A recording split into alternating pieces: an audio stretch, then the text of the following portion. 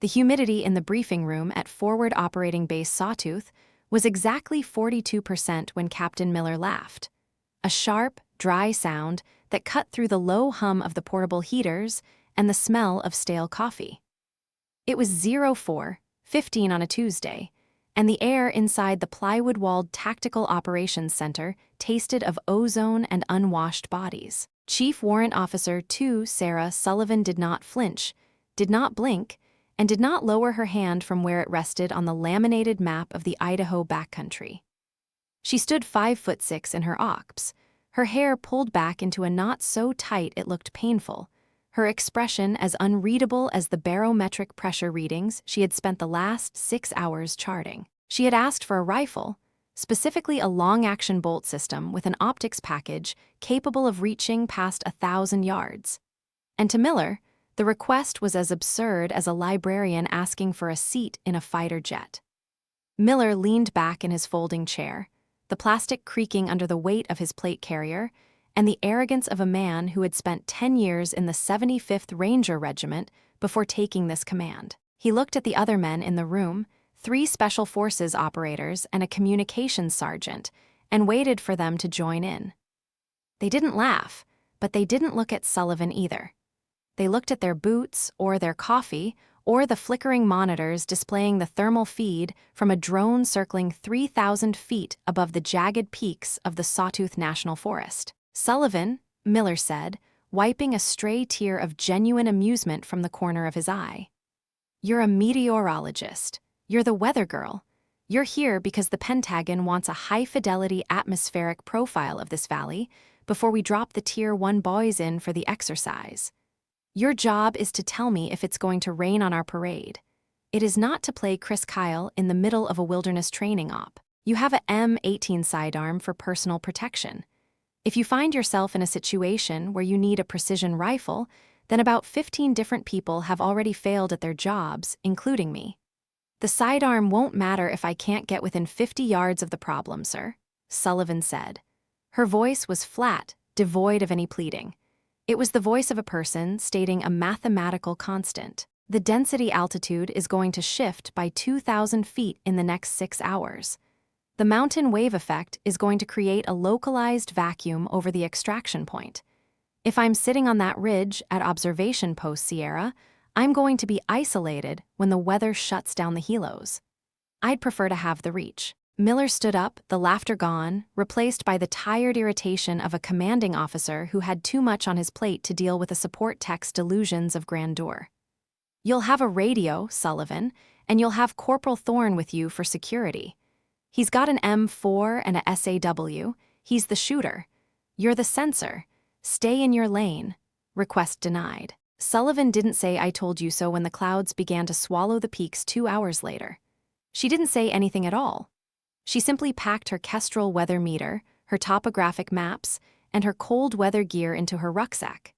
She moved with a practiced economy of motion that came from a childhood spent in Big Timber, Montana, where her father had been a mountain guide and her mother had been a high school physics teacher. In Sullivan, those 2 worlds had fused into something singular and dangerous, though no one at Fort Bragg or here at Sawtooth had ever cared to look past the weather officer patch on her shoulder. She had grown up understanding that the world was governed by invisible forces: wind, pressure, gravity, and light. By the time she was 12, she could hit a moving coyote at 400 yards with a vintage Winchester Model 70, while accounting for a crosswind, she felt only in the way the grass leaned 200 yards away. To her, shooting wasn't about the weapon, it was about the air. The rifle was just the needle that stitched the intent to the target through the chaotic fabric of the atmosphere. As she stepped out of the TOC into the biting pre-dawn chill, she felt the pressure drop in her sinuses. The barometer in her watch confirmed it, but she didn't need the digital readout. The air felt thinner, more brittle. It was a warning. "He's an ass," a voice said from the shadows near the motor pool. Sullivan didn't turn. She knew the cadence of the boots. Corporal Elias Thorne was a 22-year-old from a small town in Ohio who had joined the Army to see the world and had instead seen a lot of dirt and a lot of arrogance. He was assigned as her security detail for the duration of the Cold Peak exercise, a classified Joint Task Force maneuver designed to test high-altitude insertion tactics. Thorne was a good kid, a decent shot with his M4, and the only person in the unit who didn't treat Sullivan like she was part of the furniture. "He's the captain," Sullivan replied, adjusting the straps of her ruck. The weight was familiar, a 60-pound anchor that felt like a part of her spine. "He doesn't have to be right, he just has to be in charge. I saw you at the range last week," Thorne said, stepping into the light of a flickering sodium lamp. He was carrying his M4 and a heavy Pelican case. "When you thought everyone had cleared out, you weren't using the standard issue stuff. You were behind that old Remington the civilian contractors brought in. I watched you put 5 rounds through the same hole at 600 yards like you were just checking boxes." Sullivan paused, her hand on the door of the Humvee. She looked at Thorne, her eyes cold and gray like the slate in the creek beds back home. She didn't offer a smile. She didn't offer a confirmation. She just looked at him until he looked away. "We're behind schedule, Thorne," she said. "The mountain doesn't care about the captain's ego, and it definitely doesn't care about yours. If we don't get to Sierra before the ceiling drops to 9,000 feet, we're going to be hiking in the dark through a whiteout." The drive up to the trailhead was a silent, bone-jarring journey over fire roads that hadn't been graded since the Clinton administration. The Humvee's heater was anemic, blowing lukewarm air that smelled of burnt dust and old French fries. Sullivan watched the trees, lodgepole pines and Douglas firs, as they transitioned from the lush green of the valley floor to the stunted, wind-blasted shapes of the high-altitude timberline. She watched the way the branches moved. She watched the way the mist clung to the leeward side of the ridges. She was calculating, always calculating. At the trailhead, they abandoned the vehicle and began the 3-mile ascent to Observation Post Sierra. It was a vertical gain of nearly 2,000 feet. Thorne huffed and puffed, the weight of his SAW and his own gear slowing him down, but Sullivan moved with a rhythmic, machine-like pace. She didn't sweat. She didn't pant. She breathed in through her nose and out through her mouth, a slow, steady bellows that kept her core temperature stable. By the time they reached the rocky outcropping that served as Sierra, the world had turned gray. The valley below was gone, erased by a thick, churning layer of stratus clouds. Above them, the peaks of the sawtooths poked through like the dorsal fins of prehistoric monsters. "This is it," Sullivan said, dropping her ruck. "Set up the perimeter. I need the comms array up in 10 minutes. I have to transmit the first atmospheric profile before the 0800 window." Thorne nodded, leaning his SAW against a rock. "You really think the helos won't be able to get us?" "I think the air is about to become very unpredictable, Thorne. And when things are unpredictable, people make mistakes. We're here to make sure the mistakes aren't fatal." Sullivan set up her equipment with the precision of a surgeon. She deployed the anemometer, the barometer, and the hygrometer. She checked the satellite link. She began feeding data into her ruggedized laptop, watching the graphs bloom across the screen.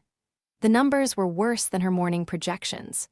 The temperature was dropping faster than the model predicted, and the wind shear at 10,000 feet was becoming violent. She radioed back to the TOC. "Sawtooth, this is Sierra. High-fidelity data incoming. Be advised the mountain wave is intensifying. Recommend aborting the airborne insertion for the 0900 phase. Conditions are non-permissive." There was a long silence, filled only with the static of the high-altitude environment. Then, Miller's voice came through, clipped and impatient. "Sierra, this is Sawtooth. We have the same data you do, Sullivan. Our systems say the window is tight, but viable." "The general is on site and he wants to see the birds in the air. Maintain your post and keep the data flowing. We'll tell you when it's time to worry." Sullivan stared at the radio. She felt a familiar burn in her chest, not the heat of anger, but the cold, hard weight of controlled rage. It was the rage of a person who saw the bridge collapsing while the people on it were still arguing about the color of the paint. "Copy, Sawtooth," she said softly. "Sierra out." She turned to Thorne. He was looking out over the edge of the cliff, his hand on the grip of his rifle. "Thorne," she said, "what's the farthest you've ever hit a target?" He shrugged. "Qualification is 300 meters. I've hit steel at 500 on a good day. Why?" Sullivan didn't answer. She walked to her ruck and pulled out a small, leather-bound notebook. It was her dope book, filled with years of data from every shot she had ever taken. She flipped to a page marked high-altitude cold weather and began to read her own handwriting. It wasn't about the rifle she didn't have. It was about the reality she did. The morning wore on, the silence of the mountain punctuated only by the occasional crack of a freezing branch or the whistle of the wind through the rocks. At 08:45, the sound changed. It was a low, rhythmic thumping, barely audible at first, but growing into a bone-shaking roar. "Helos," Thorne said, pointing toward the soup below. "They're coming anyway." Two UH-60 Black Hawks emerged from the cloud bank, struggling against the updrafts. They looked like dragonflies caught in a gale. Sullivan watched them through her binoculars, her heart sinking. They were too low. They were trying to stay under the worst of the wind, but they were putting themselves right in the path of the rotor-wash turbulence bouncing off the canyon walls. Then, it happened. The lead helicopter hit a pocket of air so thin it seemed to simply drop 50 feet in a second. The pilot compensated, the engines screaming, but the tail rotor clipped a stand of dead pines on a protruding ledge. There was no explosion, just a sickening metallic crunch and the sound of shattering glass. The Black Hawk spun, a wounded bird, and disappeared into a narrow, snow-filled ravine a mile across the valley from Sierra. The second helicopter flared, hovering dangerously close to the ridge, before the pilot made the only call he could. He pulled power and disappeared back into the clouds, the sound of his engines fading as he fled the trap the mountain had set. Did they just crash?" Thorne asked, his voice shaking. "Sawtooth, this is Sierra." Sullivan was already on the radio, her voice sharp and commanding. "Lead bird is down, grid Zulu X-ray 942. I have a visual on the crash site. Repeat, lead bird is down." "Sierra, Sawtooth, we lost the feed." "Say again." Miller's voice was no longer laughing, it was frantic. "The helicopter crashed, Captain," Sullivan said, her eyes fixed on the ravine through her binoculars. She could see smoke, thin black ribbons against the white snow. "It's in the Devil's Throat. You can't get a bird in there now. The wind is too high. You'll have to send a ground team from the valley floor." "That's a 6-hour hike, Sullivan. Those men don't have 6 hours. It's 10 degrees and dropping." "I know," Sullivan said. She scanned the ravine. She saw movement. A figure crawled out of the wreckage, dragging another person. Then she saw something else. Something that made the blood in her veins turn to ice. On the ridge above the crash site, she saw them. They weren't part of the exercise. They weren't American soldiers. They were men in gray and white camouflage, moving with a tactical precision that didn't belong in a training maneuver. They were carrying rifles, long-barreled, suppressed rifles. "Sawtooth, be advised," Sullivan said, her voice dropping an octave. "We have unidentified armed personnel on the ridge above the crash site. I count 4. 5. They are moving into an overwatch position. They are not ours." "What?" "Sullivan, that's impossible. This is a closed range. There's no one out there but us." "Tell that to the guys with the Dragonovs, Captain," Sullivan snapped. "They're closing on the survivors. If you don't do something, those pilots are dead before your ground team even clears the trailhead." "I can't get anyone there," Miller shouted. "The second bird is RTB with mechanical issues from the turbulence." "Sullivan, you're the closest thing I have. What's your status?" Sullivan looked at Thorne. He was staring at her, his face pale. Then she looked at the SAW resting against the rock. It was a light machine gun designed for volume, not precision. It was useless at this range, a mile, 1,760 yards. "Thorne," she said, "the Pelican case, the one you said the contractors brought in, what's in it?" Thorne blinked. It's an XM 2010. The 300 Win Mag. They were supposed to test the new thermal optics at high altitude today. It was sitting in the motor pool, and I grabbed it because I thought it was part of your weather gear." Sullivan felt a strange, cold, calm wash over her. It was the feeling she got right before a storm broke. "Open it," she said. "Sullivan, you're not a sniper," Miller's voice crackled over the radio. "Don't do something stupid. Just keep eyes on and report." Sullivan ignored him. She knelt beside the case as Thorne popped the latches. Inside lay the rifle, a matte black masterpiece of steel and polymer. It was heavy, purposeful, and cold. Beside it were 4 boxes of match-grade ammunition and a Schmidt and Bender optic that cost more than her car. She picked up the rifle. She felt the weight of it, the balance. It was an extension of her own skeletal structure. She began to load the magazine, her fingers moving with a mechanical grace. "Sawtooth," she said into the radio headset, "I am engaging." "Sullivan, stay down. That's an order. You can't hit anything at that range. It's a mile. Nobody hits a mile in this wind." Sullivan didn't answer. She didn't have time to explain the physics. She didn't have time to tell him that she had been calculating the wind in this valley for 6 hours, that she knew the exact density of the air, the exact speed of the mountain wave, and the exact rotation of the earth at this latitude. She lay down in the dirt, the cold stone pressing against her chest. She positioned the rifle, the bipod digging into the grit. She looked through the scope. The world narrowed. The ravine was a mile away. Through the high-powered glass, she could see the heat shimmer from the burning helicopter, though the fire was small. She saw the men in gray. They were 300 yards above the crash site, setting up a tripod. They were professional. They were calm. They were about to execute 3 American soldiers who were currently huddled behind a piece of twisted fuselage. "Thorn," she whispered. "Spot for me. Use your binos. Tell me where the first one lands." "Sullivan, this is crazy," Thorn whispered back, but he crawled into position beside her. "The wind is blowing 30 miles an hour out there." 32, Sullivan corrected. "And it's gusting to 38, but it's a constant, it's a wave, I just have to ride it." She closed her eyes for a second. She felt the air. She felt the way the wind hit the ridge and curled over the top like water over a dam. She felt the temperature of her own breath. She opened her eyes and adjusted the turrets on the scope. Click, click, click, click. She wasn't guessing. She was solving an equation. She found the lead man in her crosshairs. He was standing still, adjusting the dial on his own scope. He thought he was safe. He thought he was the only predator on the mountain. Sullivan exhaled. She didn't pull the trigger. She squeezed it, the movement so slight it was almost a thought.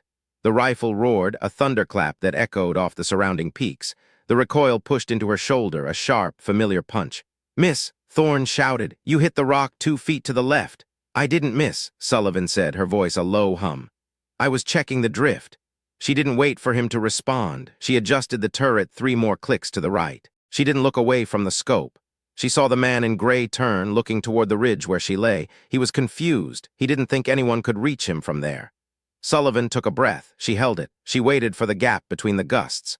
The second shot was different. It felt right the moment it left the barrel. The bullet, a 220-grain piece of copper and lead, traveled through the air for nearly 3 seconds. It fought the wind, it fought the gravity, it fought the very air that Sullivan had spent her life studying. In the scope, the man in gray suddenly folded. He didn't fall. He simply ceased to be an upright object. He dropped into the snow and didn't move. "Holy, Sullivan, you got him. You actually got him." Thorn's voice was a mix of terror and awe. Back at the TOC, the radio was silent. Miller and the others were listening to the sound of the shots over the open channel. They were looking at the map, looking at the distance, and realizing that the weather girl was doing something that shouldn't be possible. Sullivan didn't celebrate. She didn't even smile. She bolted the next round. 3 more, she said. "They're scattering."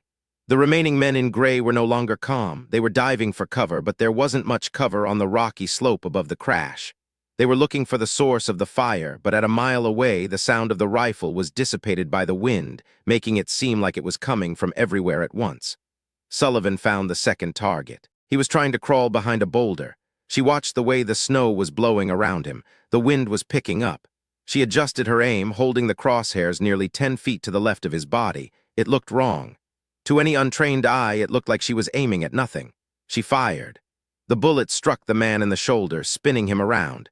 He slid down the slope, leaving a dark trail on the white snow. He vanished into a crevice. 2, Sullivan said. "Sullivan, this is Miller," the radio crackled. "We've got a QRF team on a ground vehicle moving toward your position, but they're still 20 minutes out. Can you keep them off the pilots?" "I am keeping them off, Captain," Sullivan said, "but I'm running out of match grade. Tell the ground team to move faster." She shifted her focus to the third man. He had found a solid piece of rock and was returning fire. She saw the flash of his muzzle.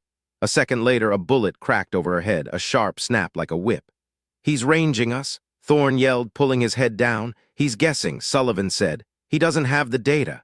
She watched the third man. He was good. He was staying low, only popping up for a split second to fire. He was trying to suppress her so the fourth man could move. She saw the fourth man now. He was a shadow, sprinting toward the crash site, his rifle transitioned to his back, a grenade in his hand. He was going to finish the survivors. "Thorn, give me a range on the runner," Sullivan said. I can't, he's moving too fast." "Range him, Elias." Thorn scrambled for his rangefinder. 1680, 1670, he's closing. Sullivan didn't look at the runner. She looked at the wind. The clouds were dropping lower, the mist beginning to swirl in the ravine. In 30 seconds, the visual would be gone. This was the only window she had left. She ignored the man shooting at her. She ignored the crack of the bullets hitting the rocks nearby. She focused on the runner. She didn't aim at him. She aimed at where he was going to be in 3 seconds. She calculated the drop, the drift, and the physical reality of a moving target at nearly 1,800 yards. She felt the mountain wave hit the ridge again. The wind surged, a wall of air that would have knocked a lesser shooter off their mark. But Sullivan felt it coming. She timed the shot to the peak of the gust. The rifle barked. The runner was mid-stride when the bullet found him. He didn't just fall, he was catapulted forward by the kinetic energy, his body tumbling into the snow. The grenade he was carrying went off a second later, a small puff of orange and black that was swallowed by the white landscape. "Target down," Sullivan said. Her voice was steady, but her hands were starting to shake, not from fear, but from the sheer physical toll of the concentration. The third man, the shooter, didn't wait to see more. He realized he was outmatched by a ghost he couldn't see. He abandoned his position and began to retreat up the ridge, disappearing into the thickening fog. Sullivan stayed behind the rifle. She didn't move. She didn't breathe. She waited. "They're gone," Thorne whispered after a minute. "I think they are actually gone."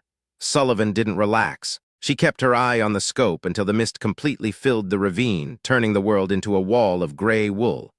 Only then did she sit back, her spine popping, her muscles screaming. She reached for her water bottle and took a slow, methodical sip. The radio was buzzing with chatter now. The ground team had made contact with the perimeter of the trailhead. The second helicopter was attempting a low-level extract of the survivors now that the wind had stabilized for a brief moment. The exercise was over. The reality was just beginning. "Sierra, this is Sawtooth." Miller's voice was different now. The arrogance was gone. It had been replaced by a hollow, stunned tone. "Sullivan." The ground team just reached the crash site. They found the survivors. They also found the bodies of the men you engaged. "Copy, Sawtooth," Sullivan said. Sullivan, the lead man, he was a professional. He was carrying an Iranian-manufactured sniper system. These weren't locals. We don't know who they were, but they were there for the pilots. There was a pause, and Sullivan, "The range. We just GPS-tagged your position and the bodies. The distance on that last shot was 1,792 yards. Sullivan looked at her dope book. She picked up a pencil and made a small note, *1792, wind gust +6, density alt 9200, cold bore, I told you I needed the reach, Captain, she said. "Yeah," Miller replied, and for the first time he sounded like he was actually seeing her. "Yeah, you did. Stay put, Sullivan. We're sending a bird to get you as soon as the ceiling lifts." And Sullivan, "Sir, don't go anywhere. We've got a lot of people who want to talk to you, including some people from D.C., who are very interested in how a weather officer from Montana just broke the record for a cold weather engagement." Sullivan turned off the radio. She didn't want to talk to D.C. She didn't want to talk to Miller. She wanted to sit in the cold, quiet air and listen to the mountain. Thorne was looking at her, his mouth slightly open. "How did you do that? Seriously, how?" Sullivan stood up and began to disassemble the rifle with the same mechanical efficiency she used for her weather gear. She didn't look at him. "The air is just another language, Thorne," she said. "Most people just hear noise. I listen to what it's saying." She packed the rifle back into the Pelican case. She felt the weight of the day settling into her bones. She had saved 3 men. She had killed 2. She had proven a point she never should have had to prove. And she knew with a certainty that was as sure as the gravity pulling her toward the valley floor that her life as a weather girl was over. She looked out at the fog-shrouded peaks. She knew there were more of them out there. The men in gray hadn't been an accident. They had been waiting, and the fact that they were at a classified U.S. military training site meant that the rot went deeper than just a few foreign operatives. She reached into her pocket and pulled out a small, smooth stone she had picked up in big timber when she was 6 years old. She turned it over in her fingers. "Thorne," she said. "Yeah, keep your SAW loaded. We're not off this mountain yet." As if on cue, the wind shifted. It didn't die down. It changed direction, screaming out of the north with a new, vicious intensity. And in the distance, through the wall of white, Sullivan heard something that wasn't the wind. It was the sound of another engine, but it wasn't a Black Hawk. It was the high-pitched whine of a turbine she didn't recognize. The threat wasn't over. It was just changing shape. Sullivan picked up her ruck and slung it over her shoulders. She looked at the Pelican case, then at the SAW, and finally at the gray void where the enemy was hiding. She didn't feel fear. She didn't feel excitement. She felt the cold, hard competence of a woman who was the only person in the room who knew exactly how much the next hour was going to cost. "Let's move," she said. We need a better vantage point. They began to climb, leaving the safety of the ridge for the higher, more dangerous ground. Behind them, the radio in the dirt continued to crackle with Miller's voice, calling her name over and over into the rising storm. Sullivan didn't answer. She was no longer taking orders. She was following the wind. The snow began to fall, heavy and wet, turning the world into a featureless white room. Sullivan led the way, her eyes scanning the ground, her mind already calculating the lead she would need if the turbine sound got any closer. She was Chief Warrant Officer Sarah Sullivan, and for the first time in her career, she wasn't just watching the storm. She was part of it. The sound of the unknown turbine grew louder, a mechanical shriek that seemed to vibrate in the very marrow of her teeth. It wasn't coming from the valley. It was coming from the peak above them. "Sullivan, wait!" Thorne shouted over the roar of the wind. "We're heading right toward it." "Exactly," Sullivan said, her voice barely a whisper against the gale. "They think they're the only ones who know how to use the cover." She reached for the Pelican case, her fingers numbing in the cold. She didn't need a map anymore. She didn't need a barometer. She knew the pressure was dropping. She knew the storm was going to get worse. And she knew that somewhere in that whiteout, someone was looking for her. They reached a narrow ledge, a thin ribbon of rock that hung over a 1,000-foot drop. Sullivan stopped. She knelt in the snow and opened the case one more time. "Thorne, get down," she commanded. "What do you see?" "Nothing yet," she said, her eye finding the scope. "But I can feel them there at 12 o'clock, high." The mist parted for a fraction of a second, a sucker hole in the weather. Through the gap, Sullivan saw it.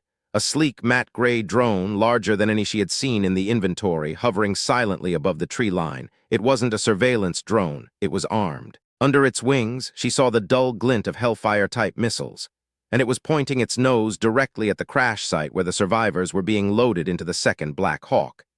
"They're going to finish the job," Sullivan said. She didn't ask for permission. She didn't check the radio. She adjusted the rifle for a high-angle shot, her mind racing through the ballistics of shooting nearly vertically into a moving target. The air was thinner up there. The bullet would rise faster, stay flatter. She took the shot. The drone didn't explode. The bullet pierced the delicate optics housing, shattering the lens and the sensor array. The drone jerked, its flight computer struggling to compensate for the sudden loss of vision. It veered wildly to the left, its missiles launching blindly into the side of the mountain. The explosion rocked the ridge, sending a cascade of snow and rock tumbling down toward the valley. Did you just snipe a drone?" Thorne asked, his voice cracking. "I blinded it," Sullivan said, already bolting another round. "Now we have to move before its friends show up." She looked at the radio one last time. It was dead, the internal electronics fried by the proximity of the missile blast. They were alone, no comms. No extraction, just a mile of vertical rock and an unknown number of enemies between them and the trailhead. Sullivan stood up, the rifle in her hand. She looked at Thorne, and for the first time she saw a flicker of something in her own eyes, not fear, but a grim, dark realization. "This wasn't an exercise, Thorne," she said, "and we're not the only ones who brought a rifle to the mountain." She turned and began to move, her boots disappearing into the fresh snow. The mountain was screaming now, the wind a physical weight against her back. But Sullivan didn't falter. She was a daughter of the high country, a master of the invisible, and she was far from finished. Behind them, the smoke from the drone's missiles mingled with the clouds, a black stain on a white world. And in the silence that followed the explosions, the only sound was the steady, rhythmic crunch of Sullivan's boots as she walked deeper into the heart of the storm. She knew the cost of what she had just done. She had revealed her capability. She had interfered with a high-level assassination. She had crossed a line that no weather officer was ever supposed to touch. But as she looked at the ridge ahead, she didn't regret it. She only wondered if the next shot would be as easy as the first. The descent began in earnest, a treacherous slide down the leeward side of the peak. Sullivan moved with a feral intensity, her eyes never staying in one place for more than a second. She was reading the terrain, the shadows, the way the snow accumulated on the rocks. Every detail was a data point. Every data point was a potential survival. "Sullivan," Thorne panted, his face bright red from the exertion. "The talk. If they saw that drone, they'll be sending the whole army up here, right?" "If they saw it," Sullivan replied. "But that drone was designed to be invisible, and our comms are down. As far as Miller knows, we're just 2 more casualties of the weather." She stopped suddenly, raising a hand. Thorne froze, his finger on the trigger of his SAW. In the distance, through the howling wind, came the sound of a human voice. It wasn't a shout for help. It was a command, sharp, foreign, and very close. Sullivan lowered herself into the snow, the black rifle becoming an extension of her shadow. She looked at Thorne and pressed a finger to her lips. The game had changed. They weren't just survivors anymore, they were hunters. And in this environment with this wind and this pressure, there was only one person on the mountain who knew how to speak the language of the kill. Sullivan closed her eyes and listened. She felt the vibration of footsteps through the rock, 3 men moving fast, trying to flank them. She opened her eyes, and for the first time a small, cold smile touched her lips. "Welcome to my office," she whispered to the wind. She adjusted her scope one last time, the clicks of the turret lost in the roar of the storm. She wasn't the weather girl anymore. She was the storm itself. The first man appeared through the mist at 200 yards. He didn't even see the flash. He was dead before the sound reached him. Sullivan didn't wait. She moved. She was a ghost in the white, a shadow in the gray, a mathematical certainty in a world of chaos. And as the second and third shots echoed through the canyons, she knew that whatever happened next, the captain would never laugh at her request again. But that was a thought for another time. Right now, there was only the air, the lead, and the long, cold walk home. The third man's blood was already turning from a vibrant, hot crimson to a dull, frozen brown in the Idaho snow when Sullivan knelt to check his pulse. There was none. The bullet, a .300 Winchester Magnum fired from a distance that defied the standard operating procedures of the United States Army, had entered through the base of his skull and exited through the bridge of his nose, leaving the man's tactical goggles shattered and his eyes staring blankly into the swirling white void of the storm. Sullivan didn't feel a surge of adrenaline. She didn't feel the shaky, high-pitched ringing of a first kill. She felt only the cold, wet weight of the snowflakes landing on her eyelashes and the steady, rhythmic pulse of her own heart, which remained at a disciplined 64 beats per minute. She reached out with a gloved hand and began to search the man's tactical vest, her movements precise and devoid of any hesitation. She wasn't looking for an ID card or a letter from home.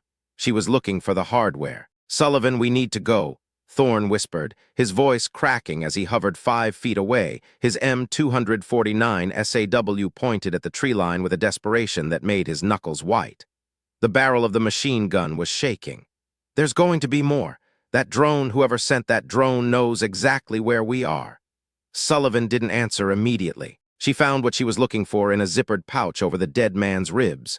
A ruggedized, encrypted handheld radio, but not one of the standard-issue PRC 152s used by the American teams. This was a high-end, black-market variant of a European design, modified with an aftermarket burst transmitter. Beside it sat a small, square device that flickered with a faint blue light, a blue force tracker, or at least a mimicry of one. Sullivan's eyes narrowed. She turned the device over in her hand, her thumb tracing the serial number etched into the side. It was a U.S. military serial number, but the last 4 digits had been filed down and restamped. "They're using our own satellite constellation to track us, Thorne," Sullivan said, her voice flat. She stood up, the wind whipping her OCP jacket against her frame. She looked at the dead man one last time. He was wearing high-end Arc'teryx leaf gear, the kind of expensive, specialized clothing preferred by private military contractors or elite foreign units who wanted to blend into a Western tactical environment. This wasn't an accident. This wasn't a training mishap. They are inside the network. "Who is they?" Thorne asked, his eyes darting toward the gray wall of the forest. "The people who don't want those pilots to tell anyone what they saw before they were shot down," Sullivan replied. She pocketed the device and the radio, then reached for the Pelican case containing the XM 2010. She didn't sling the rifle. She kept it in her hands, the bipod folded, the weight of the steel a familiar reassurance. "Let's move. We're heading for the granite shelf at the north end of the ridge. If we stay on the leeward side, we can mask our heat signatures against the rock." Back at the Tactical Operations Center at FOB Sawtooth, the atmosphere was thick with a different kind of cold. Captain Miller stood in front of a wall of monitors that were currently displaying nothing but digital snow and signal lost warnings. The room, which only hours ago had been a hub of orchestrated efficiency, now felt like the bridge of a sinking ship. A man in a dark navy polo shirt and khakis, a civilian observer from a consultancy firm that no one had bothered to name, sat at the back of the room, his arms crossed, watching Miller with the detached curiosity of a scientist observing a lab rat. "Captain, I need a status on Sierra." the civilian said. His voice was smooth, cultured, and entirely devoid of the urgency the situation demanded. I told you, mister. Vance, Miller snapped, turning toward him. Miller's face was flushed, his tactical vest unzipped at the sides as if he were suffocating. The storm has knocked out the primary and secondary relays. Sullivan's last transmission reported unidentified hostiles and a downed bird.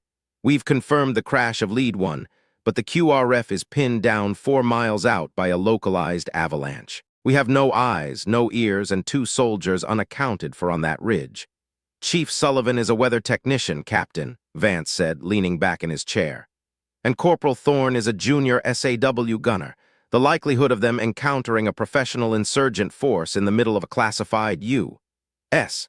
range in Idaho is, statistically speaking, 0. What your weather girl likely saw were atmospheric distortions caused by the mountain wave, which she herself predicted. As for the shots fired, well, we all know how isolation and altitude can affect the female psyche. She likely panicked, fired at shadows, and is currently hunkered down in a snowbank waiting for the sun to come up. Miller stared at Vance. For a moment, the arrogance of his own earlier dismissal of Sullivan mirrored back at him in Vance's eyes, and he found he didn't like the reflection. She gave me coordinates, Vance. She gave me a confirmed kill count. She described the equipment. A weather girl doesn't hallucinate a Dragunov SVD at 1,600 yards and then accurately report the ballistics of the engagement. The report was anomalous, Vance said, standing up. He walked to the map and tapped the area marked Devil's Throat. The priority is the recovery of the flight data from Lead 1. If Sullivan and Thorne are lost, it's a tragedy of the environment, but we cannot risk the QRF or any more air assets on a ghost story. You will order the ground team to hold position until the weather clears. That is a direct request from the Oversight Committee. A request? Miller's voice lowered. You're telling me to leave my people on that mountain. I'm telling you to follow the protocol for a weather-disrupted training exercise, Vance replied, his eyes cold and unwavering. Unless you want to explain to the Pentagon why you lost a $10 million airframe because you listened to a warrant officer's ghost story. Miller turned back to the monitors. His hand hovered over the radio handset. He wanted to scream into the void to call for Sullivan to tell her he was coming. But the system was grinding against him. The paperwork, the chain of command, the silent pressure of the man in the polo shirt. It was a cage of their own making. He looked at the last known position of observation post Sierra and felt a hollow, sickening realization. He had sent her up there with a notebook and a prayer, and now the world was pretending she didn't exist. 3,000 feet above the TOC, Sullivan was sliding through a narrow chimney of rock, the granite scraping against her shoulder blades. The wind here was a physical force, a screaming banshee that threatened to peel her off the mountainside. She reached back, grabbing Thorne's webbing and hauling him upward as he lost his footing on a patch of black ice. Easy, she breathed, her mouth inches from his ear. Watch your center of gravity. Don't fight the wind, lean into it.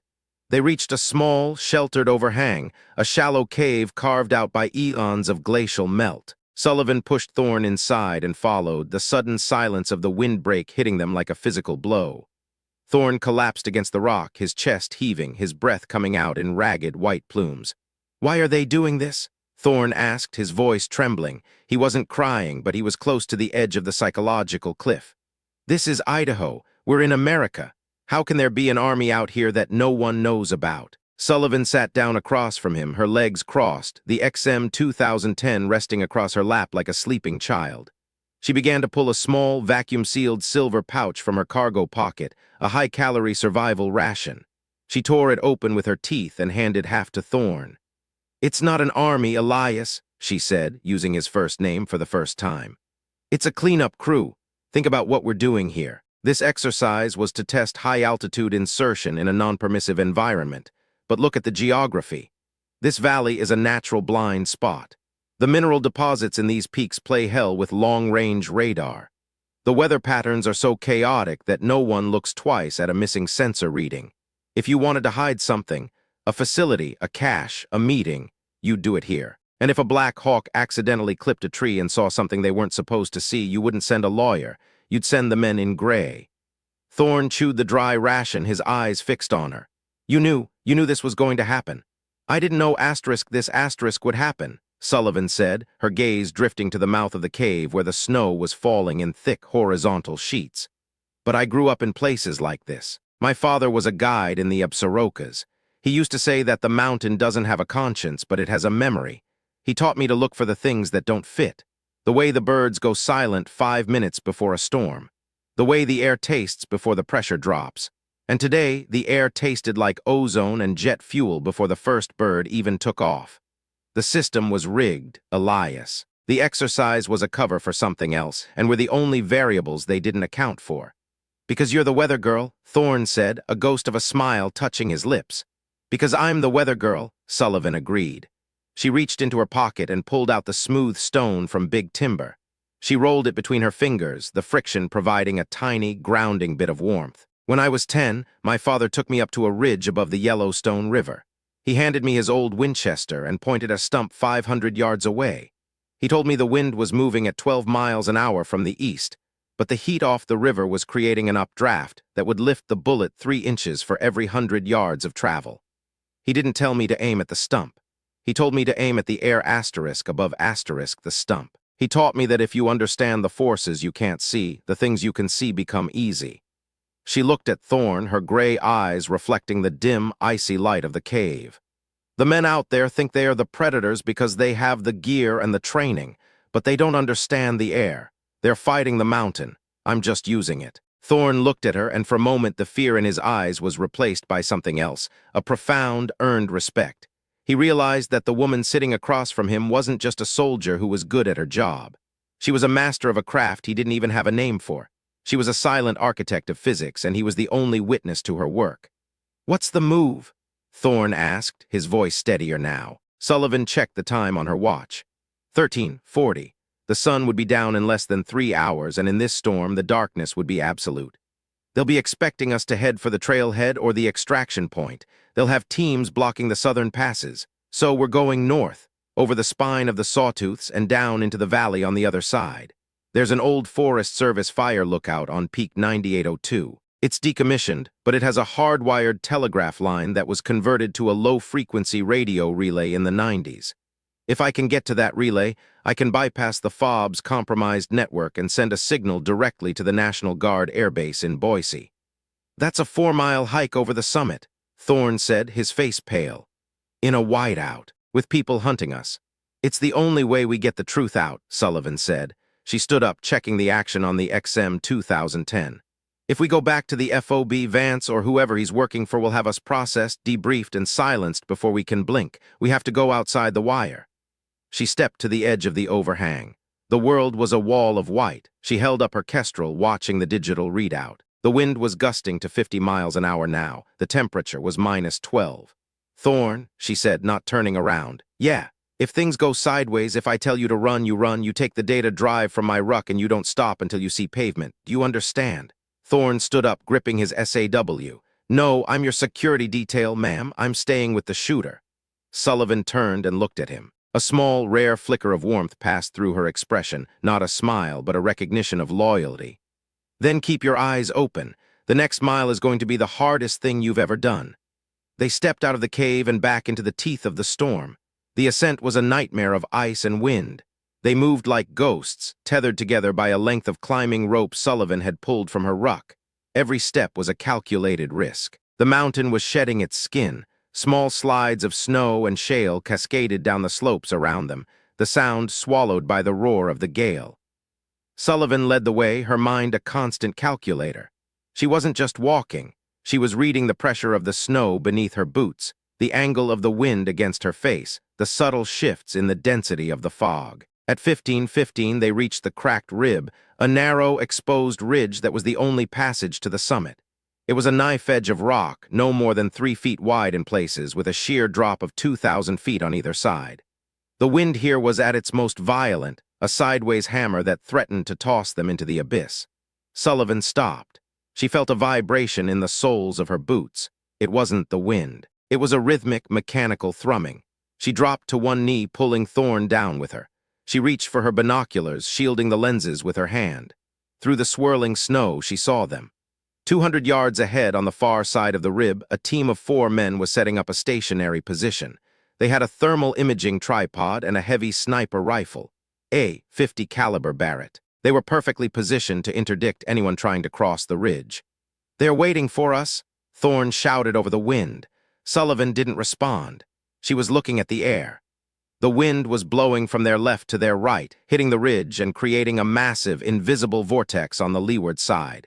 If she fired from her current position, the bullet would have to travel through 3 different wind zones. It was a shot that no ballistics computer could solve. But Sullivan wasn't using a computer. She lay down on the frozen rock, the bipod of the XM 2010 sinking into the snow. She didn't look at the men. She looked at the way the spindrift was curling off the edge of the cliff. She looked at the way the clouds were being shredded by the granite peaks. "Sullivan, you can't," Thorne whispered, huddled behind her.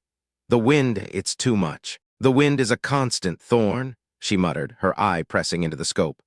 "I just have to find the frequency." She watched the lead man, the one behind the Barrett. He was wearing a thermal-integrated helmet. He was looking right at the ridge.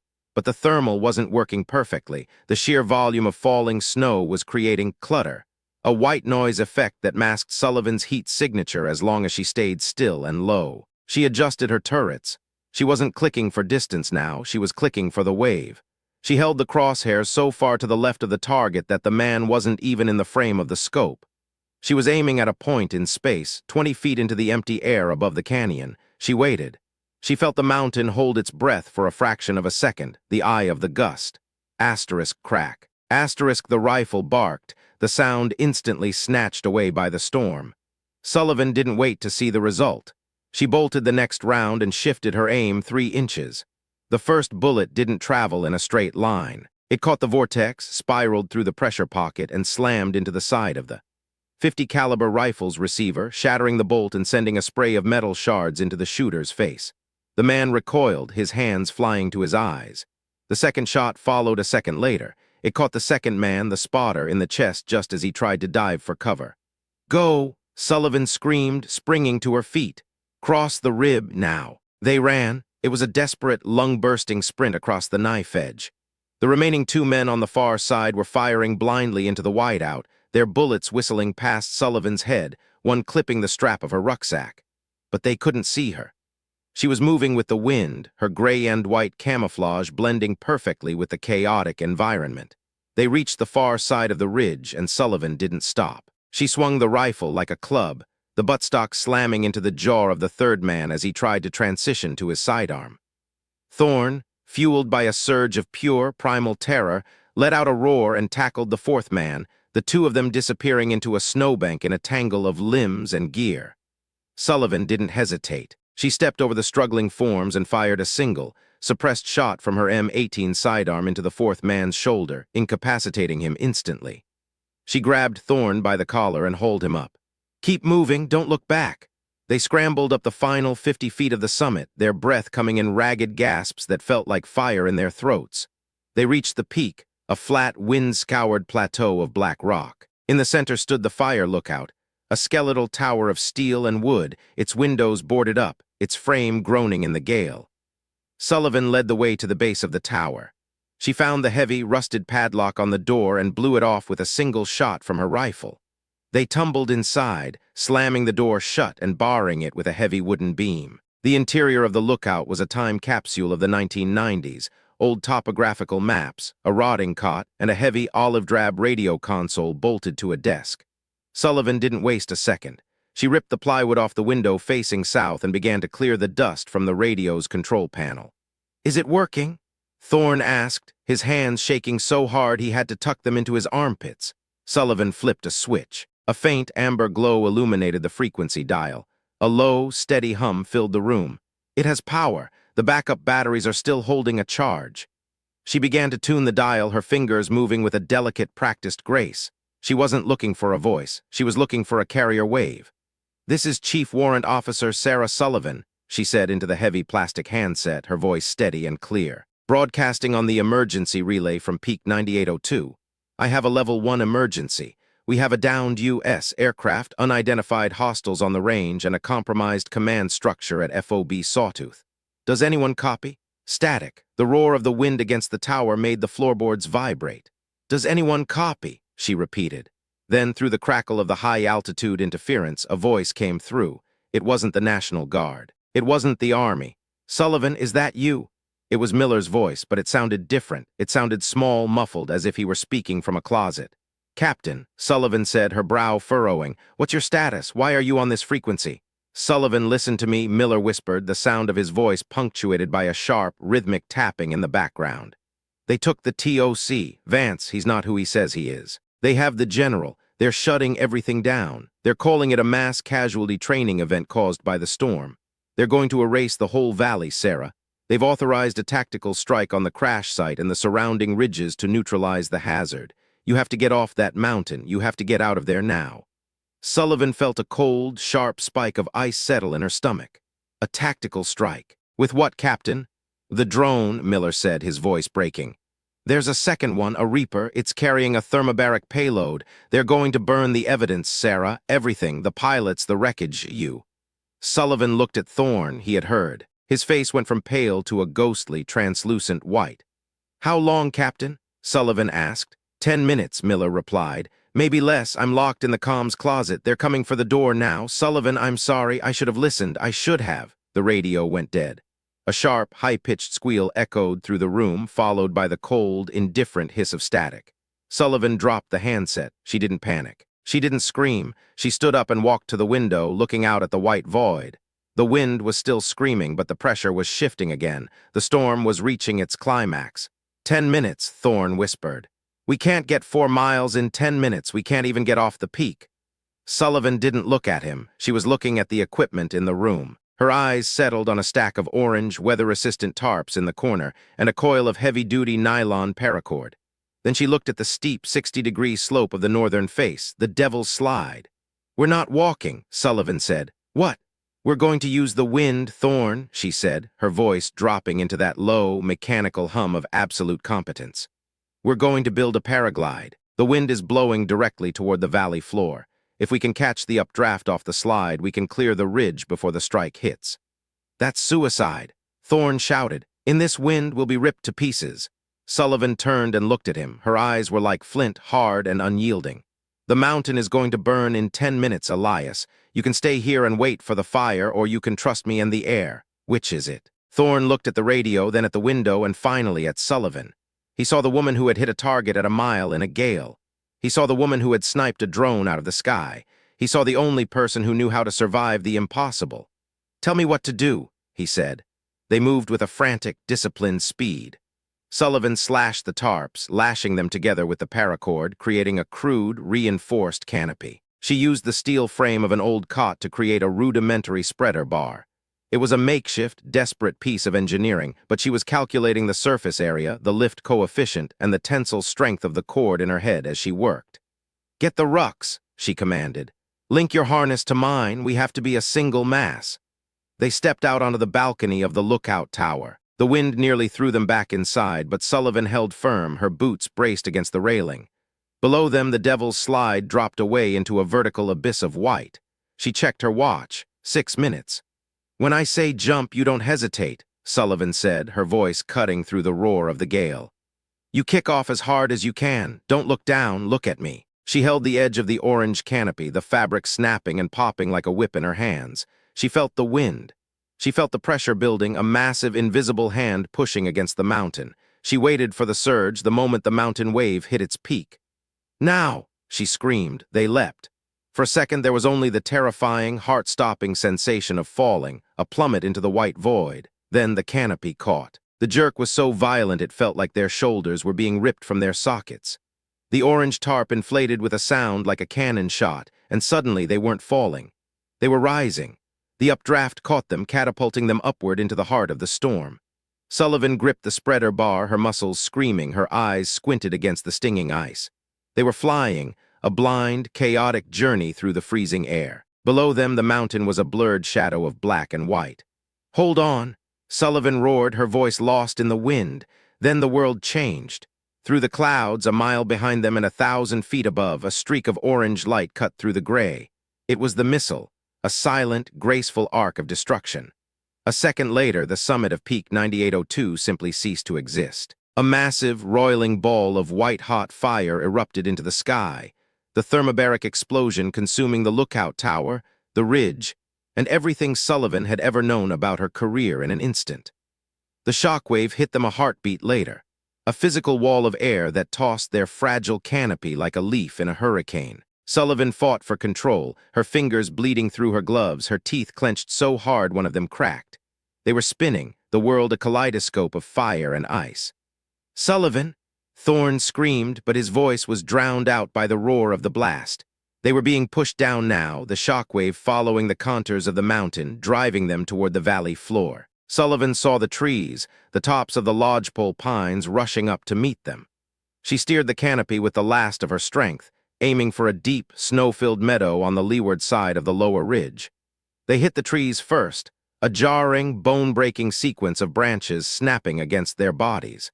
Then the canopy snagged, the paracord screaming as it reached its limit. They swung like a pendulum for a terrifying second before the cord snapped, and they plummeted the final 20 feet into a drift of soft, waist-deep snow. Silence. The roar of the wind was still there, but it was distant now, muffled by the trees and the snow. Sullivan lay on her back, staring up at the gray sky. Her chest felt like it had been crushed by a hydraulic press. Her left arm was numb, but she was breathing. She rolled onto her side, coughing up a spray of crimson snow. "Thorne!" A few feet away, a mound of snow moved. Thorne's head popped out, his helmet gone, his face a mask of blood and terror. He looked at her, his eyes wide and unfocused. We're alive," he croaked.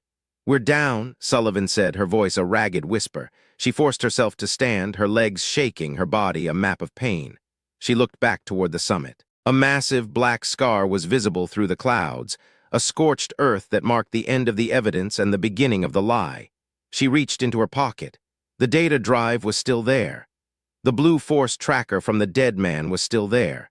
She looked at Thorne, then at the dark, silent forest around them. They were 4 miles from the trailhead, in a valley that was currently being scrubbed of its history by a force that reached all the way to D.C. They had no radio, no food, and no heat, but Sullivan looked at the trees. She saw the way the branches were leaning. She felt the shift in the air. The storm was breaking. The pressure was rising.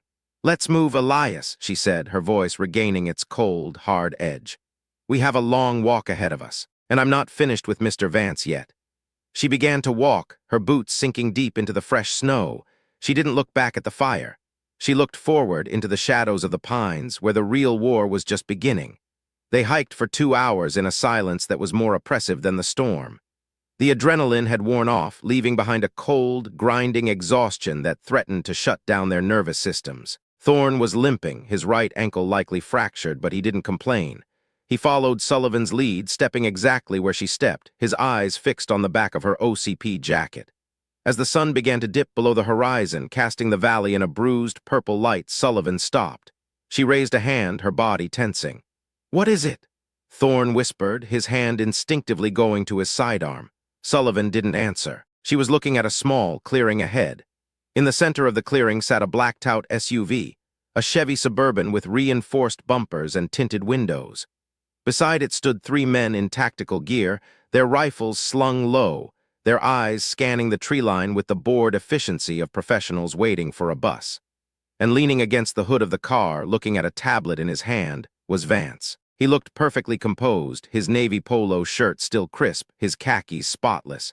He looked like a man who had just finished a round of golf, not a man who had just authorized a tactical strike on American soldiers. "They are at the trailhead," Thorne hissed. "They're waiting for the QRF to show up so they can tell them we're dead." Sullivan looked at the men. She looked at the distance, 100 yards. She looked at the XM 2010, which she was still carrying, though the optics had been slightly jarred in the fall. She didn't feel rage. She didn't feel fear. She felt a cold, crystalline clarity. She knew what she had to do. She knew what it would cost. She knew that if she stepped out of those trees, her life as a soldier was over. She would be a whistleblower, a fugitive, or a corpse. She looked at Thorne. "Stay here. If I don't come back in 5 minutes, you take the drive and you disappear into the brush. Head for the highway. Don't stop for anyone." "Sullivan, no," Thorne said, grabbing her arm. "There's 3 of them, and Vance, you can't take them all." Sullivan looked at him, and for the first time in the entire ordeal, she gave him a real smile, a small, dangerous flash of teeth that didn't reach her eyes. "I'm not going to take them all, Elias," she said. "I'm just going to change the weather." She stepped out of the shadows and into the clearing, the black rifle held loosely at her side. Vance heard the crunch of her boots and looked up. For a split second, a look of genuine, unadulterated shock passed over his face, a crack in the mask of the perfect bureaucrat. Then the mask slid back into place, replaced by a cold, condescending smirk. "Well, Chief Sullivan," Vance said, closing the tablet, "I must say you are significantly more resilient than your file suggested. I assume Corporal Thorne is nearby, or did you leave him on the mountain?" "The mountain's empty, Vance," Sullivan said, her voice carrying through the cold, still air like a bell. "Except for the bodies of the men you sent to kill us." The three tactical operatives shifted, their hands moving toward their rifles, but Vance raised a hand, stopping them. He stepped forward, his eyes fixed on Sullivan. "You're a remarkable woman, Sarah, truly. The way you've handled this, it's a waste, really. You could have had a very different career, but you chose to play the hero in a story that doesn't have any." He looked at the scorched peak behind her. The strike was clean. The official report will state that Lead 1 suffered a catastrophic engine failure due to icing, and the subsequent fire consumed the survivors and the observation post. You and Thorne will be listed as MIA, presumed dead. It's a tragedy, a simple atmospheric tragedy. "The report's wrong," Sullivan said. She reached into her pocket and pulled out the Blue Force tracker. She held it up so the amber light of the sunset caught the restamped serial number.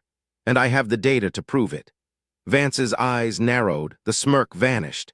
"Give me the device, Sarah, and the drive. We can still make this work, a quiet discharge, a comfortable life in Montana. No one has to die in this clearing."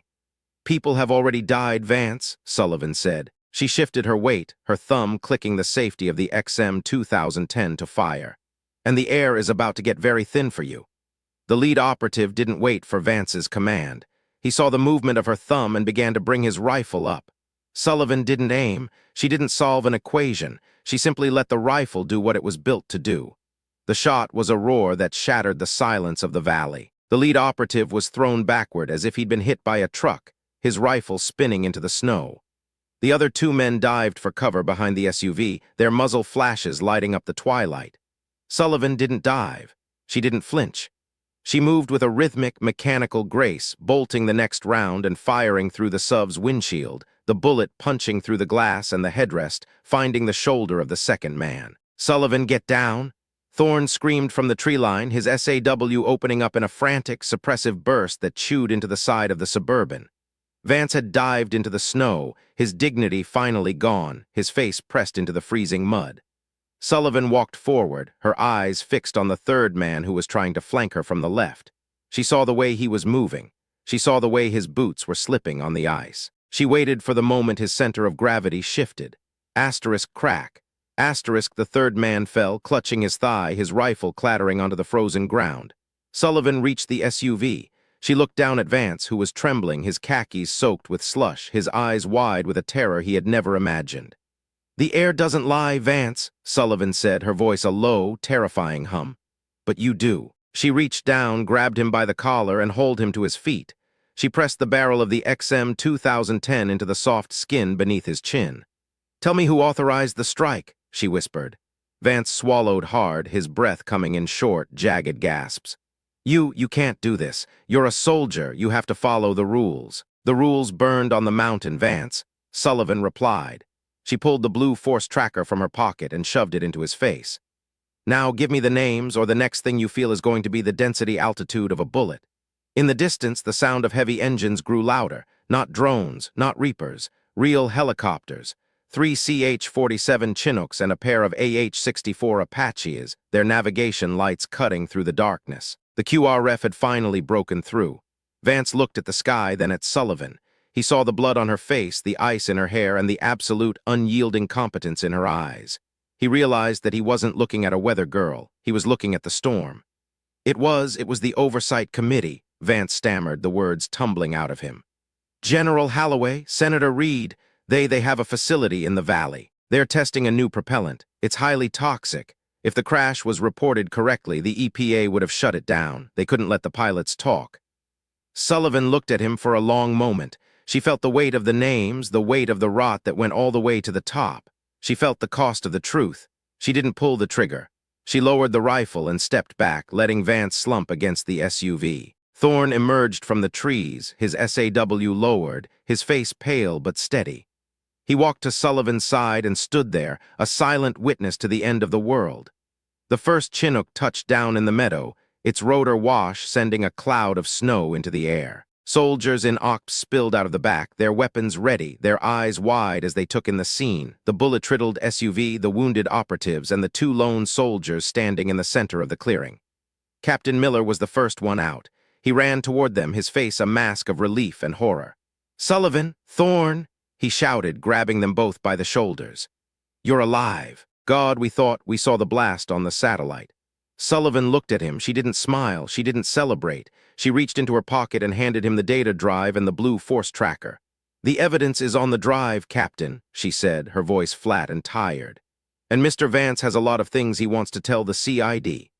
Miller looked at the drive, then at Vance, then back at Sullivan. He saw the woman she had become, the woman she had always been, hidden beneath the rank and the role. He saw the cost of her survival. "Sullivan, Sarah," Miller said, his voice dropping. "You know what happens now. They're going to try to bury this. They're going to try to bury you." Sullivan looked out at the mountains, the peaks of the Sawtooths glowing a cold, ethereal blue in the moonlight. She felt the wind against her face. A light, steady breeze from the north. The pressure was stable. The storm was over. "Let them try, Captain," Sullivan said. She picked up her rucksack and slung it over her shoulder, the weight familiar and grounding. She looked at Thorne, and for the first time she reached out and put a hand on his shoulder. "I know how to navigate a headwind." As the soldiers began to secure the scene and the medics tended to the wounded, Sullivan walked toward the waiting helicopter. She didn't look back at the clearing or the SUV. She looked at the horizon, where the first stars were beginning to appear in the clear, cold sky. She was Chief Warrant Officer Sarah Sullivan. She was a daughter of Montana, a master of the invisible, and she was no longer taking orders from people who didn't understand the air. But as she reached the ramp of the Chinook, she stopped. She felt a sudden, sharp prickling at the back of her neck, a shift in the atmospheric pressure that had nothing to do with the weather. She turned and looked back at the tree line. There, standing in the shadows of the lodgepole pines, was a single figure. A man in gray. He wasn't armed. He wasn't moving. He was just watching her. He raised a hand, a slow, deliberate salute, and then faded back into the darkness. Sullivan felt a cold, familiar weight settle in her chest. The war wasn't over. It was just changing shape. She stepped into the helicopter, the door closing with a heavy, metallic thud, and as the engines roared to life, she reached into her pocket and gripped the smooth stone from Big Timber. The air was screaming again, but this time she was ready for it. The hydraulic fluid leaking from the CH-47 Chinook's rear actuator dripped onto the toe of Sullivan's left boot in a slow, rhythmic count that exactly matched the frantic pulse in Corporal Thorne's neck. They were 6,000 feet above the jagged, moonlit teeth of the Sawtooth Range, vibrating in the belly of a machine that felt less like a rescue craft and more like a pressurized coffin. Sullivan sat perfectly still, her back pressed against the cold aluminum ribbing of the fuselage, her hands resting flat on her thighs. She wasn't watching Captain Miller, who was hunched over a ruggedized tablet near the cockpit door. She wasn't watching the two pararescue men who were methodically checking Thorne's vitals. She was watching the way the red tactical lights in the cabin flickered every time the pilot adjusted the collective. There was a micro-fluctuation in the engine's pitch, a high-frequency whine that didn't belong to the twin Lycoming T-55s. It was the sound of a mechanical system being pushed into an intentional over-torque. Sullivan closed her eyes for a split second, mapping the vibration in her mind. She didn't need a diagnostic computer. She could feel the air moving through the intake, could feel the slight yaw in the tail rotor that the flight control system was trying to mask. The bird wasn't heading toward Boise. The angle of the moonlight through the small, circular portholes told her they had banked 15 degrees to the northeast, deeper into the wilderness, away from the populated corridors, and toward the high, uninhabited basins where a second, unfortunate accident could be easily staged and never found. "Drink this, Chief," one of the PJs said, handing her a plastic canteen. He was wearing a flight suit with no name tape, just a sterile O-positive blood type patch. His eyes were hidden behind tinted goggles, even in the dim light of the cabin. Sullivan didn't take the canteen. She looked at his hands. They were steady, but his right thumb was ghosting over the retention strap of his sidearm, a Sig Sauer M18. It was a subtle, subconscious movement of a man waiting for a signal. "I'm fine," Sullivan said. Her voice was a low, dry rasp, but it held a level of absolute composure that made the PJ pause. She looked past him to Captain Miller. Miller looked older than he had 3 hours ago. His face was gray, his hands shaking as he swiped through data on his tablet. He wouldn't look at her. That was the tell. Miller was a man of the line. He was a man who looked his soldiers in the eye even when he was sending them into a meat grinder. The fact that he was staring at a screen while his rescued soldiers sat 5 feet away meant the choice had already been made for him. "Captain," Sullivan said. Miller didn't look up. "Rest, Sullivan. We'll be at the airfield in 40 minutes. "We're not going to Boise, Captain," she said. The words weren't a question. They were a statement of fact that cut through the roar of the rotors like a blade. The cabin went silent, save for the mechanical thrumming. Thorne looked up, his eyes widening, his hand moving toward the empty holster at his hip. The 2 PJs shifted their weight. The air in the cabin suddenly felt heavy, charged with the same static tension that preceded a lightning strike on a high ridge. "The wind is coming from the west at 20 knots. Sullivan continued, her voice calm, conversational. "If we were heading for Boise, the slipstream would be hitting the port side of the fuselage. But it's hitting us dead on the nose. We're heading north-northeast, toward the Frank Church Wilderness, toward the dead zone where the radar coverage drops out." Miller finally looked up. His eyes were wet, filled with a desperate, hollow kind of shame. "Sarah, please, don't do this. Just sit back. Let them process the transition. It's for the best. For everyone. The transition involves a controlled flight into terrain, doesn't it?" Sullivan asked. She stood up. She didn't do it quickly. She did it with a slow, deliberate economy of motion that forced the PJs to react. The PJ nearest to her reached for his weapon. "Sit down, Chief. That's an order." Sullivan didn't sit. She crossed the line. The hidden capability she had spent a decade masking. The ability to not just read the environment, but to anticipate the physical trajectory of every moving part in a room, snapped into focus. She didn't see the PJ as a man. She saw a series of levers, fulcrums, and centers of gravity. She saw the way his weight was distributed on the vibrating floorboards. As his hand closed on the grip of his M18, Sullivan moved. She didn't strike him with a fist. She stepped into his guard, her palm catching the underside of his chin while her foot hooked behind his heel. It was a move governed by the same physics she used to calculate windage. She used the vibration of the helicopter to mask her movement. The PJ went down hard, his head bouncing off the aluminum flooring with a dull asterisk thud asterisk. The second PJ lunged, reaching for a collapsible baton. Sullivan didn't wait for him to deploy it. She grabbed the heavy, steel-cased medical kit bolted to the bulkhead and ripped it free with a surge of strength that sheared the mounting bolts. She swung the kit in a short, brutal arc, catching the second man in the ribs. The air left his lungs in a ragged wheeze, and he crumpled into a heap next to Thorne. "Sullivan, stop!" Miller screamed, scrambling backward toward the cockpit. Sullivan didn't stop. She reached the cockpit door just as the crew chief tried to intervene. She didn't hurt him. She simply grabbed his harness and spun him into the bulkhead, pinning him there with the weight of her shoulder. She kicked the cockpit door open. The pilot and co-pilot turned, their faces illuminated by the green glow of the instrument panel. They were wearing NVGs, making them look like insectoid monsters in the dark. The pilot's hand moved toward the emergency jettison toggle. "Level the bird," Sullivan commanded. She wasn't shouting. She was speaking with a frequency that resonated through the headset the pilot was wearing. "Correct the heading to 270 now." "We have orders, Chief," the pilot said, his voice tight. "You're interfering with a classified transport." "I'm interfering with a murder," Sullivan replied. She reached over his shoulder and gripped the cyclic. She didn't yank it. She felt the tension in the hydraulic lines. She felt the way the bird wanted to roll. She applied a counter-pressure that was so precise it bypassed the flight computer's stabilization. Suddenly, a massive explosion rocked the Chinook. The airframe groaned as if a giant hand had squeezed it. The cabin lights surged to a blinding white and then died, leaving only the red emergency strobes. A proximity alarm began to scream, a high-pitched, rhythmic wail that signaled a missile lock. "Brake left," Sullivan roared, but the pilot was frozen. She didn't ask again. She shoved the pilot's hands off the controls and took the seat. She hadn't flown a Chinook in a decade, but the physics of flight were universal. The air didn't care about the name of the machine. It only cared about lift, drag, and thrust.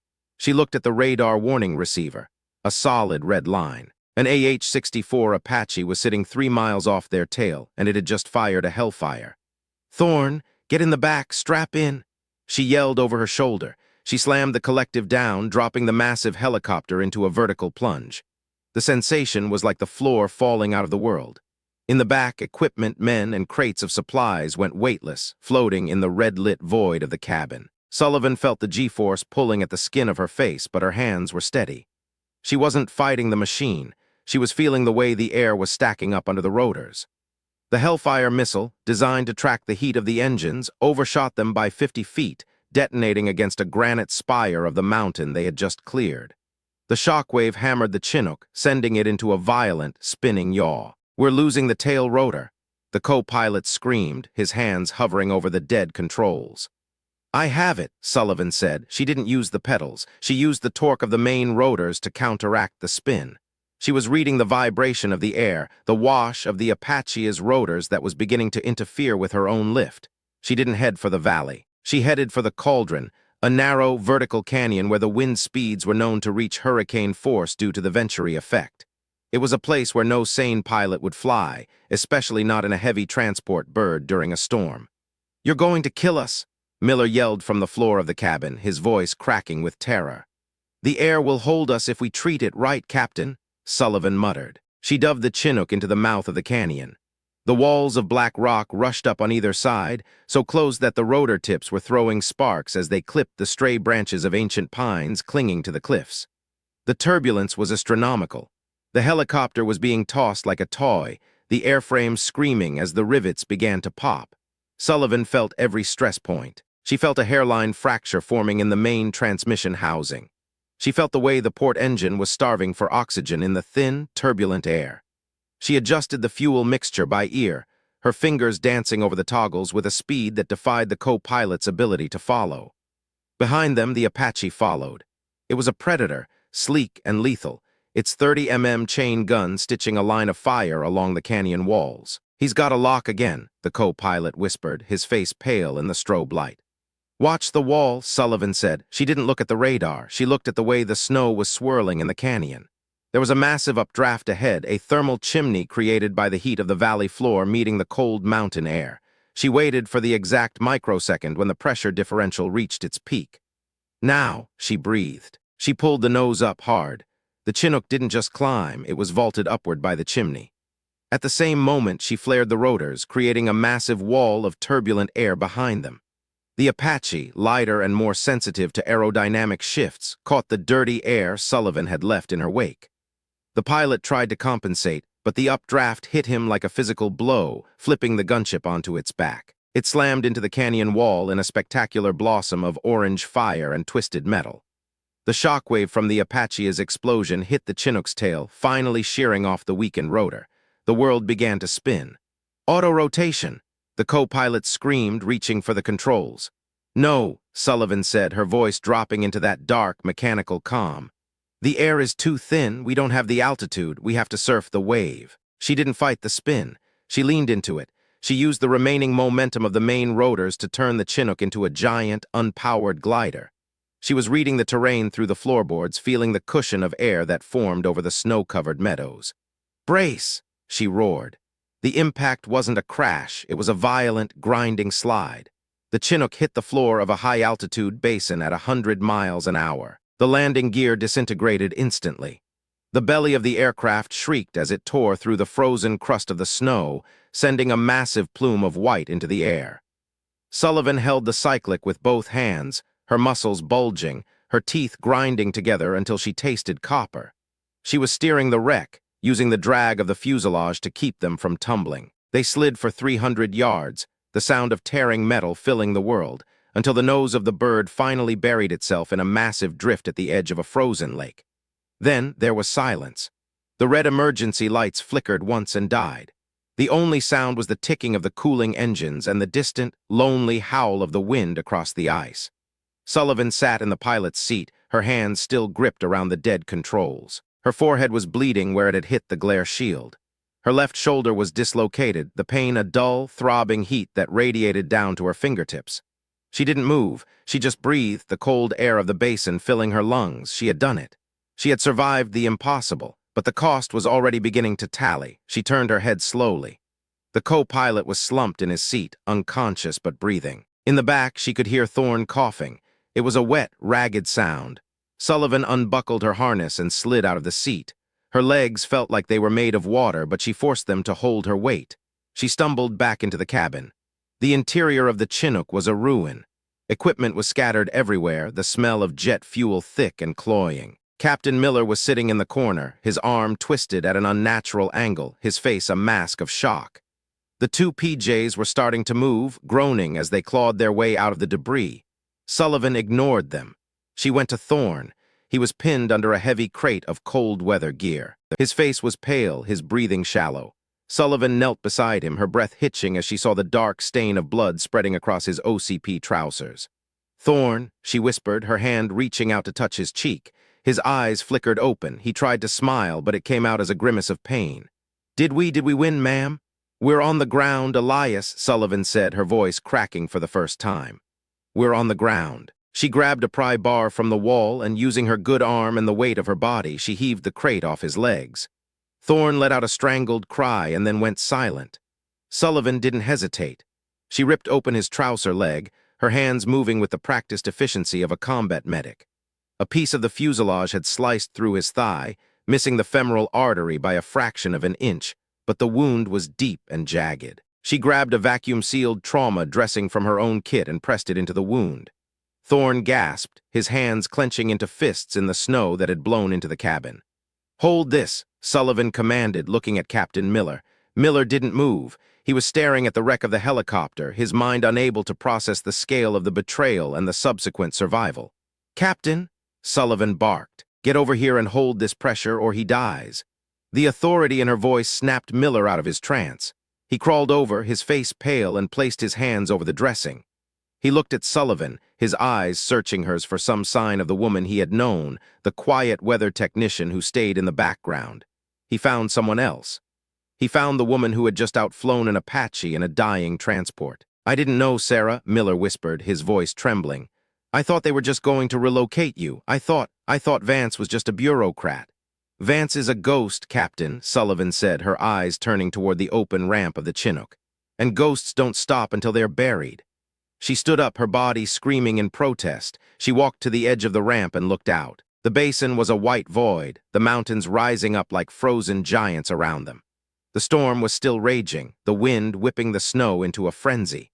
It was -20 degrees and they were 30 miles from the nearest road. They had no radio, limited medical supplies, and they were being hunted by a force that had the resources of a shadow government. But Sullivan didn't feel despair. She felt a cold, sharp-edged determination. She walked back into the cabin and began to gather supplies. She moved with a purpose that was terrifying to behold. She didn't ask for help. She didn't wait for orders. She was the mission now. She found a functional M4 carbine and 2 spare magazines. She found a thermal blanket, a signaling mirror, and a handheld GPS that was still flickering with a weak signal. She checked the coordinates. They were in the heart of the Devil's Wash Basin. "We can't stay here," Sullivan said, turning to the group. The two PJs were standing now, looking at her with a mixture of fear and profound respect. They had seen what she did in the cockpit. They knew they were alive because of her. "We have wounded," one of the PJs said, gesturing to Thorne and Miller. "We need to set up a perimeter and wait for rescue." "There is no rescue," Sullivan said. She stepped toward him, her gray eyes reflecting the dim, icy light. "The people who sent that Apache are the ones who control the rescue teams. If we stay here, we're just waiting for the next missile. We have to move." "Where?" Miller asked, his voice small. Sullivan looked at the map on the GPS. "There's an old mining tunnel 3 miles to the north, near the base of the Great Shiver. It's deep enough to mask our heat signatures from the thermal drones. If we can get there, we can wait out the storm and figure out a way to get the data to someone who isn't compromised." 3 miles in this?" the PJ asked, looking out at the whiteout. "Thorne can't walk. The captain has a broken arm." "We'll make a sled," Sullivan said. She spent the next hour working with a frantic, silent intensity. She used a section of the Chinook's interior paneling and some paracord to fashion a crude litter. She lined it with thermal blankets and helped the PJs lift Thorne onto it. She didn't let anyone else help her with the heavy lifting. She wanted the pain. She wanted the physical cost to ground her, to keep the rage from boiling over into something she couldn't control. As they prepared to leave the wreck, Sullivan stopped at the cockpit one last time.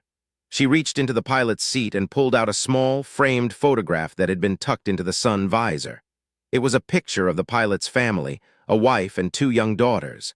She looked at the unconscious pilot. He had been willing to kill her, but he was a man with a life, a man who was likely told he was doing his duty. She didn't hate him. She just felt a profound, heavy sadness for the world they were living in, a world where the air was filled with lies. She tucked the photo into the pilot's flight suit and then stepped out into the snow.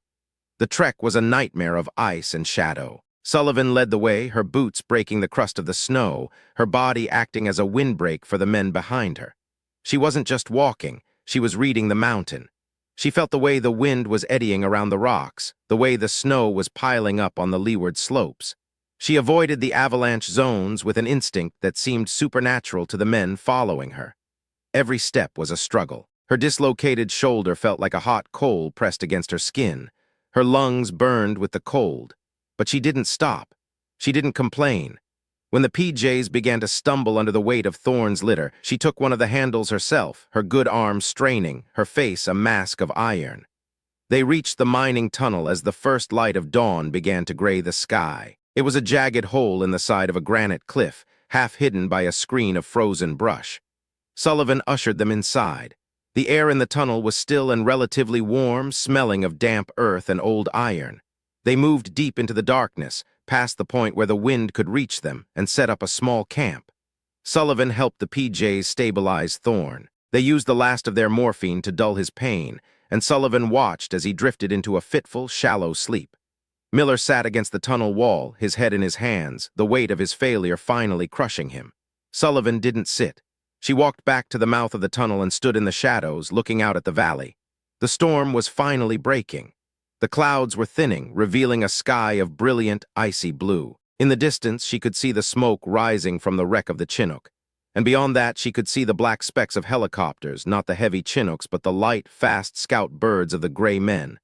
They were coming. She felt a hand on her shoulder. She didn't turn around. She knew it was Miller. "Sarah," he said softly, "I'm sorry for everything. I should have been the leader you needed. I should have seen what was happening." Sullivan looked at the horizon. "The weather doesn't care about apologies, Captain. It just is." "What do we do now?" Miller asked. "We have the data, but no way to send it. We have no food, and they're closing in. We're trapped." Sullivan reached into her pocket and pulled out the smooth stone from Big Timber. She rolled it between her fingers, the friction providing a tiny, grounding bit of warmth. "We're not trapped, Captain," she said. Her voice was quiet, but it held a terrifying, dark competence. "We're just in a new environment, and I know how to use the air here." She looked at the GPS. There was a radio relay station on the peak above them, a civilian weather station used by the National Forest Service. It was high, exposed, and almost certainly monitored, but it was her only chance. "I'm going up," she said. "You can't," Miller said, looking at her battered body. "You're hurt, you've lost blood. The climb is vertical." "I'm the only one who can do it," Sullivan replied. She looked him in the eye, and for a second Miller saw the full, terrifying scope of the woman he had underestimated. He saw the extraordinary capability that had been forged in the high ridges of Montana and refined in the secret schools of the military. He saw a survivor who had transcended the role assigned to her. "Stay with Thorne," she commanded. "If I'm not back by sunset, take the data and head south. There's a ranger cabin 10 miles out. It's a long shot, but it's your only hope." She didn't wait for his response. She stepped out of the tunnel and began to climb. The ascent was the most difficult thing she had ever done. The rock was covered in a thin, treacherous layer of verglas, clear ice that made every handhold a gamble.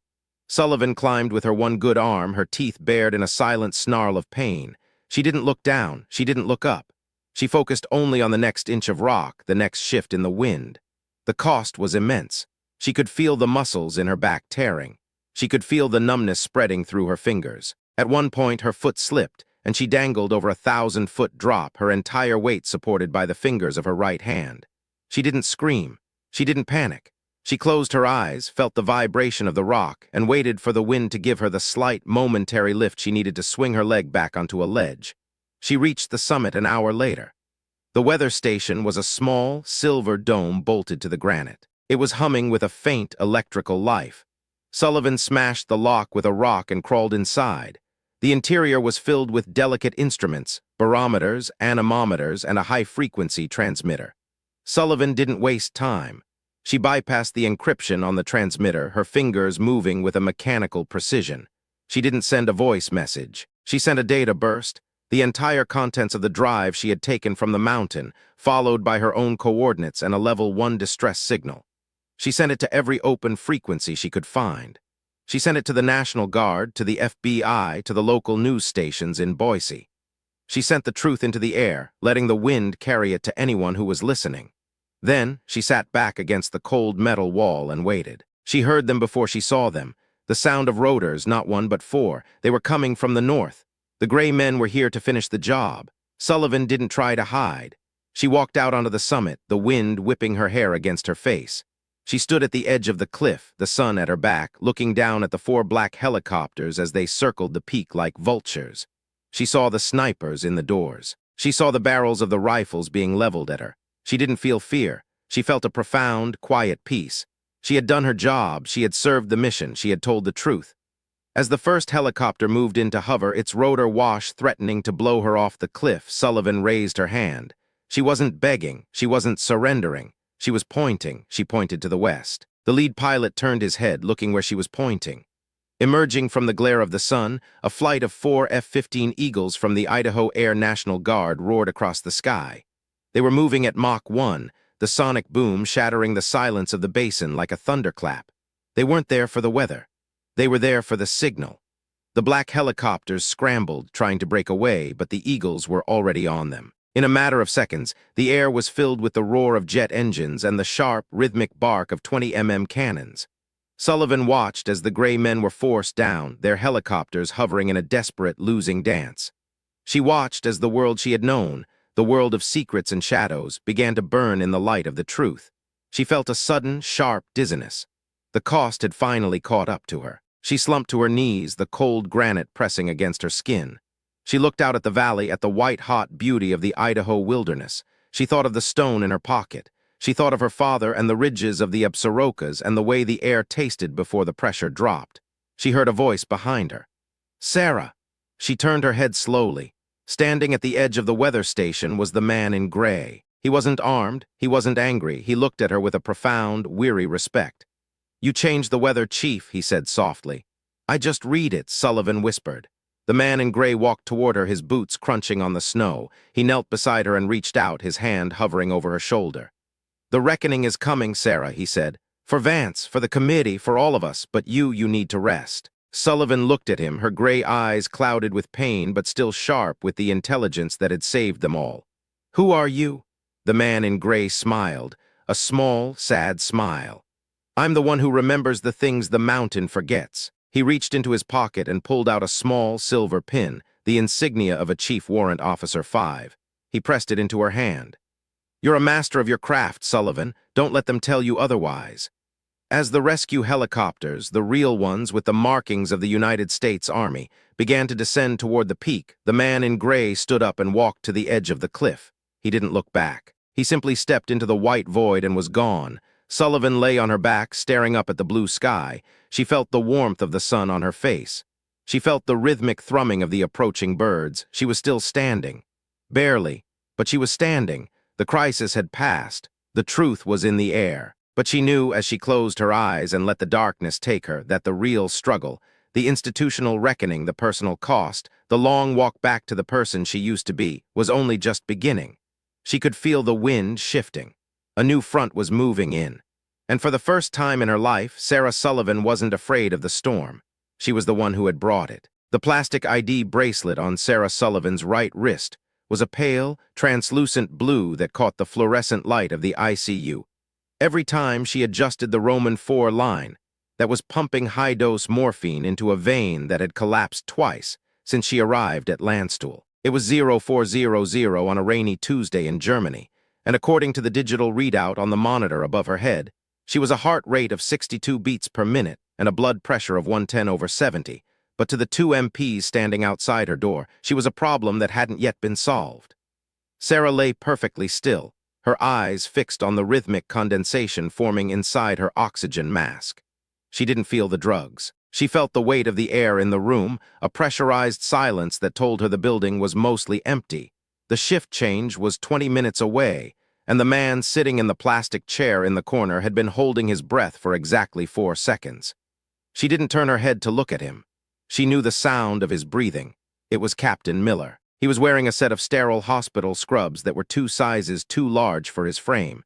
His civilian clothes likely burned or impounded as evidence by the Criminal Investigation Division. He looked like a man who had been hollowed out by a specialist. His arm was in a sling, a stark white contrast against the green of the scrubs, and the skin of his face was a map of yellowing bruises and jagged, butterfly-stitched lacerations. He hadn't spoken since they had been medevaced out of the Devil's Wash Basin, and Sarah hadn't asked him to. They were survivors of a miracle that the United States Army was currently attempting to reclassify as a catastrophic equipment failure. "They're moving you," Miller said. His voice was a dry, brittle rasp that sounded like it had been dragged over gravel. "A C-17 is spooling up at Ramstein. They're taking you straight to Walter Reed. Secure wing, level 4. Sarah shifted her gaze from the condensation to the ceiling tiles. She counted the tiny perforations in the acoustic foam, 412 in the tile directly above her. "And you, Captain?" "I'm being processed for administrative separation," Miller said, and the way he said the word processed carried the weight of a death sentence. "Conduct unbecoming, dereliction of duty. They're saying I lost control of the element. They're saying the Chinook went down because I failed to secure the cockpit during a routine transport." Sarah felt a cold, familiar ripple of clarity move through her. This was the institutional response. It was a slow-motion car crash of bureaucracy, designed to isolate the variables and delete the anomalies. The gray men didn't need to kill them anymore. They just needed to dismantle their lives until the truth looked like the delusions of broken soldiers. She closed her eyes, and for a second she wasn't in a sterile hospital bed in Germany. She was back on the peak of the Great Shiver, feeling the vibration of the F-15s as they tore the sky apart. She could still feel the smooth weight of the stone from big timber in the pocket of her hospital gown, the only thing they hadn't taken from her. "Thorne?" she asked. "He's stable," Miller replied, though he couldn't hide the tremor in his good hand. "They moved him to the surgical ward at Bethesda 6 hours ago. He's going to keep the leg, Sarah, but he's not talking. He hasn't said a word to the investigators, not even his name." "Good," Sarah whispered. "Let them guess." The door to the ICU room opened with a soft, pneumatic hiss. 2 men in charcoal gray suits entered, followed by a colonel in Ops whose name tape read Holloway. Holloway was a woman with skin the color of polished mahogany and eyes that looked like they had been forged in the crucible of a Pentagon basement. She didn't look at Miller.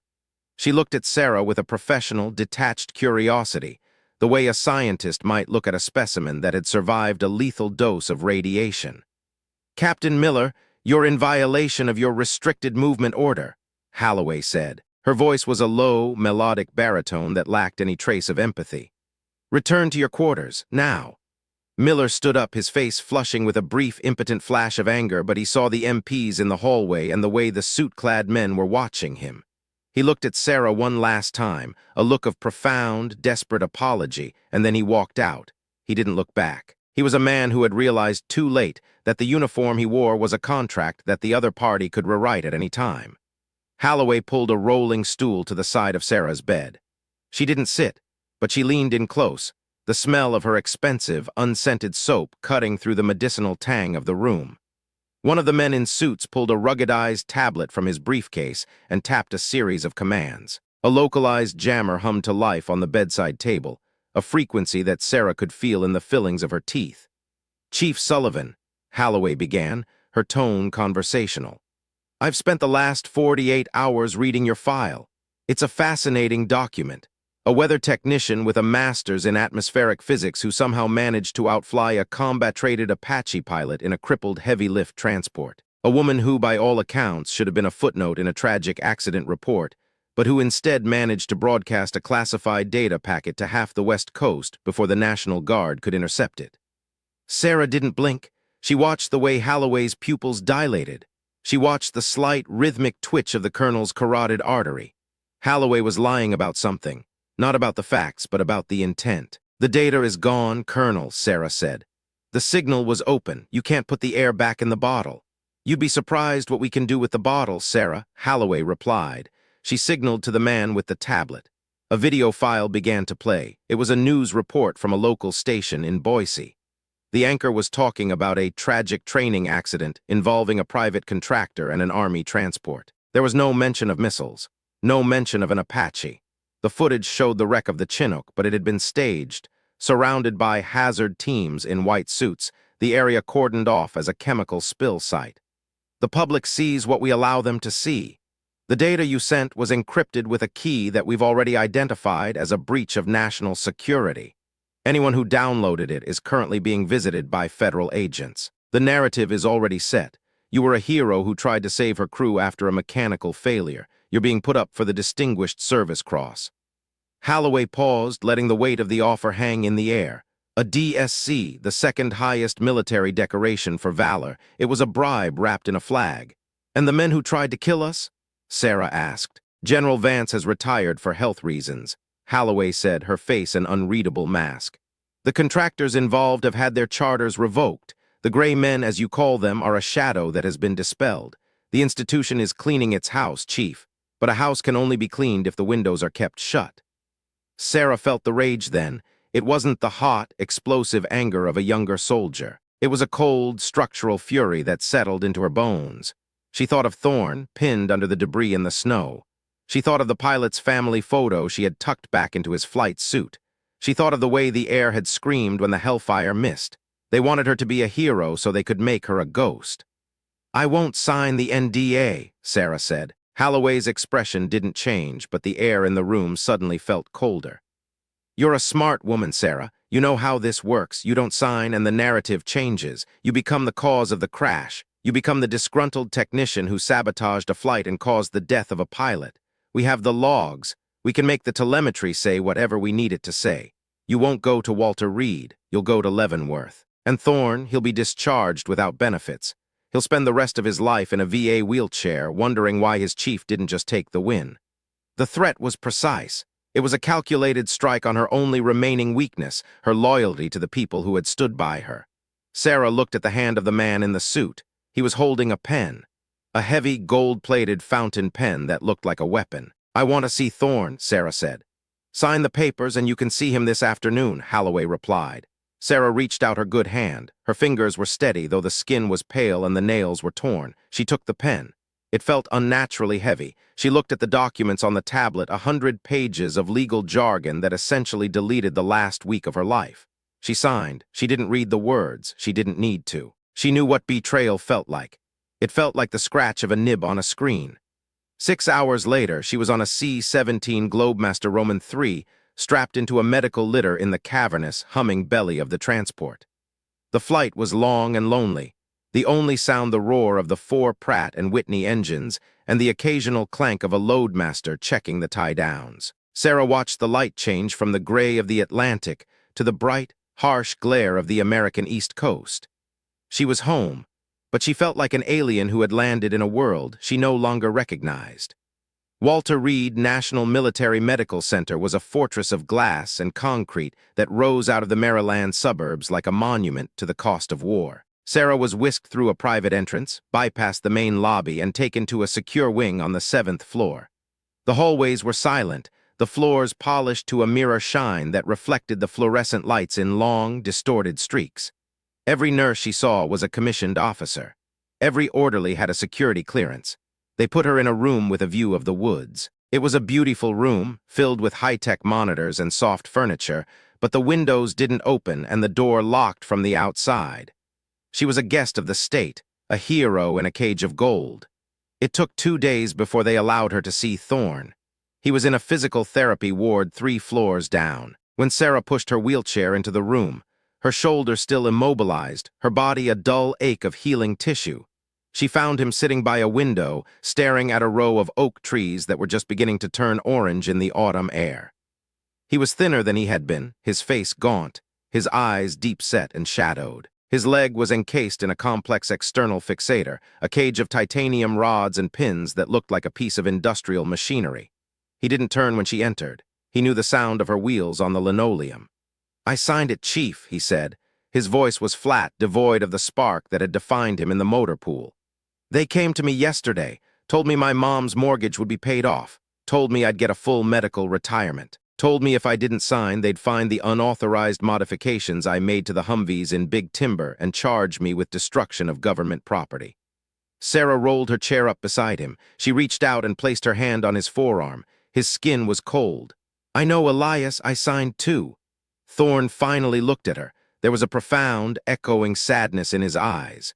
We were right, weren't we? Everything you saw on those monitors, the thing Vance was hiding, it was real. It was real, Sarah said.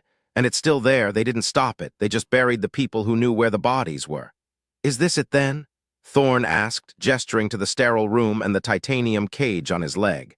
We just sit here and take the check. We let them pretend we're heroes while they keep doing whatever they were doing in that mountain. Sarah looked out the window. She saw a weather balloon rising in the distance, a small white dot against the vast, indifferent blue of the sky.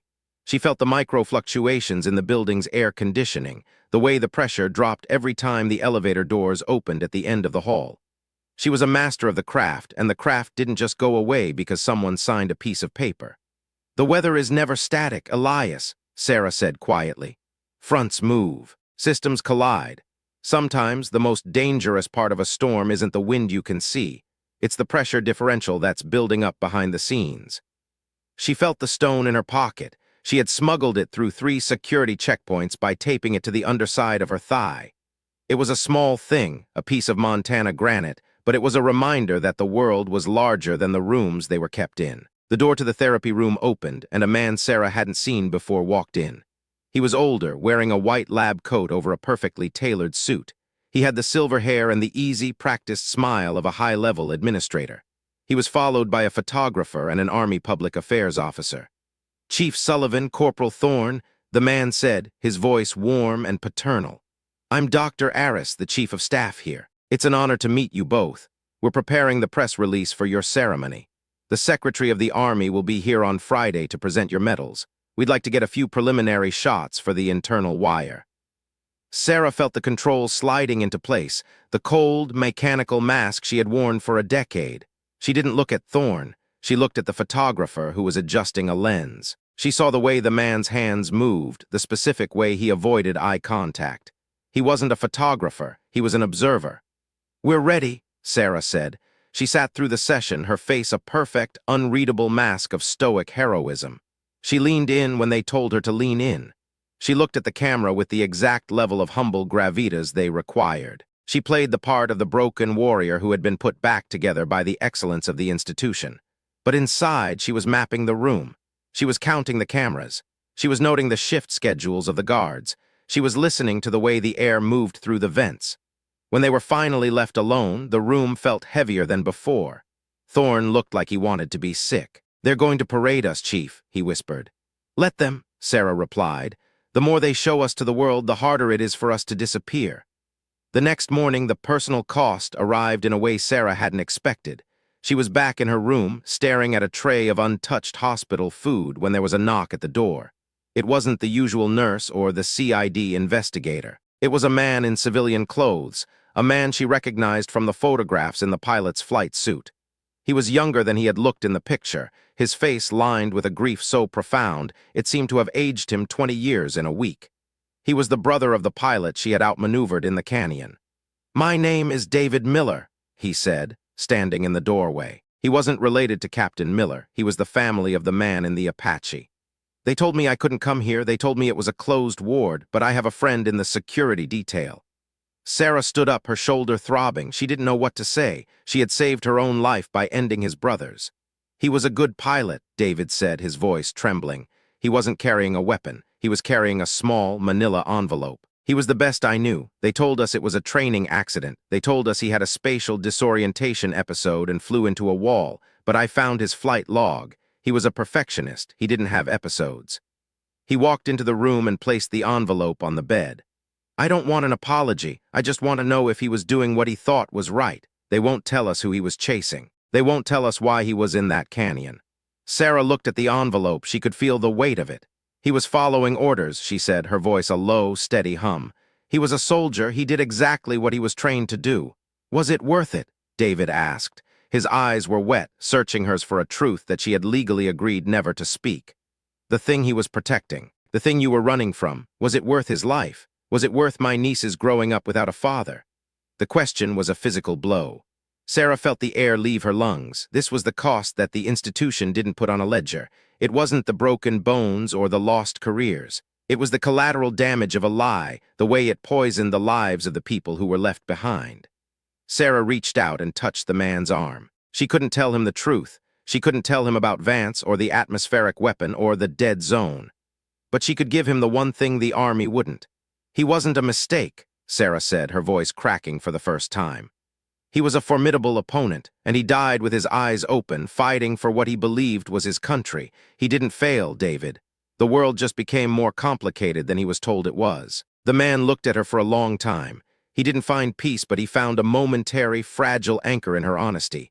He nodded once, wiped his eyes, and walked out of the room without another word. Sarah opened the envelope. Inside was a single photograph, the one she had tucked back into the pilot's suit. On the back, in a neat, feminine hand, were the names of his daughters. And below that, a small, handwritten note from the pilot himself, dated the day before the mission. Asterisk, if you're reading this, tell the girls the wind always blows home. Asterisk, Sarah sat on the edge of her bed and wept.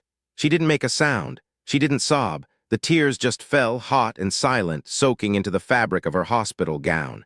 She wept for the pilot. She wept for Thorne. She wept for the woman she had been when she was eating a cold breakfast in Big Timber, thinking about her dog in Billings. That woman was gone. She had been replaced by a creature of iron and shadow, a woman who had a DSC on her nightstand and a blood-stained photograph in her hand. By Thursday, the atmosphere at Walter Reed had shifted again. The security was tighter. The air felt charged with a new, frantic energy. Sarah saw General Vance on the news. He wasn't retired for health reasons. He was being hailed as a visionary leader who was stepping down to pursue private sector opportunities in the defense industry. The committee was realigning. The shadows were moving back into the light. Sarah was sitting in her room when Captain Miller appeared. He looked different. He was wearing a suit, but it didn't fit him right. He looked like a man who had been bought and paid for. "The ceremony is tomorrow, Sarah," he said. He didn't sit. He stood by the door, his eyes darting to the security camera in the corner. "They're bringing in the families, they're bringing in the press. It's going to be a big show. The secretary wants a picture of you shaking hands with Vance." Sarah looked up. "Vance is going to be there. He's the one who recommended you for the medal," Miller said, and the irony was a bitter, metallic taste in the air. "He's playing the role of the proud commander. He's going to hand you the box himself. And Thorne?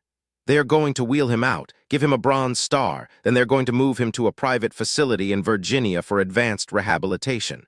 You know what that means, Sarah. They're going to bury him in a place where no one can find him." Sarah stood up. She didn't use the wheelchair. She walked to the window and looked out at the city. Washington, D.C. was a grid of lights and power, a place where the air was thick with the weight of 1,000 secrets. She felt the pressure building. She felt the front moving in. "They think they've won, don't they?" she asked. "They have won, Sarah," Miller said, his voice a whisper of defeat. "Look at us. We're in a cage. We signed the papers. We took the money. There's nothing left to do but play the part."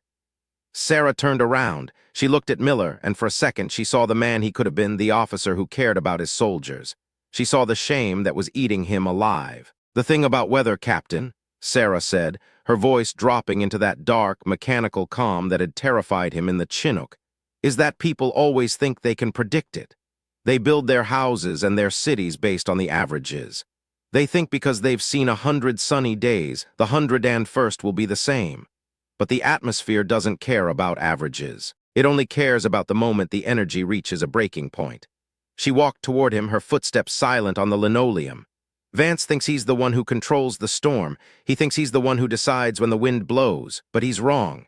He's just a man standing in a valley looking at the clouds." "What are you going to do, Sarah?" Miller asked, his eyes wide with a sudden flickering hope. "I'm going to do my job," she replied. "I'm going to read the air." She spent the night in a state of hyper-awareness. She didn't sleep. She sat in the dark, listening to the hospital.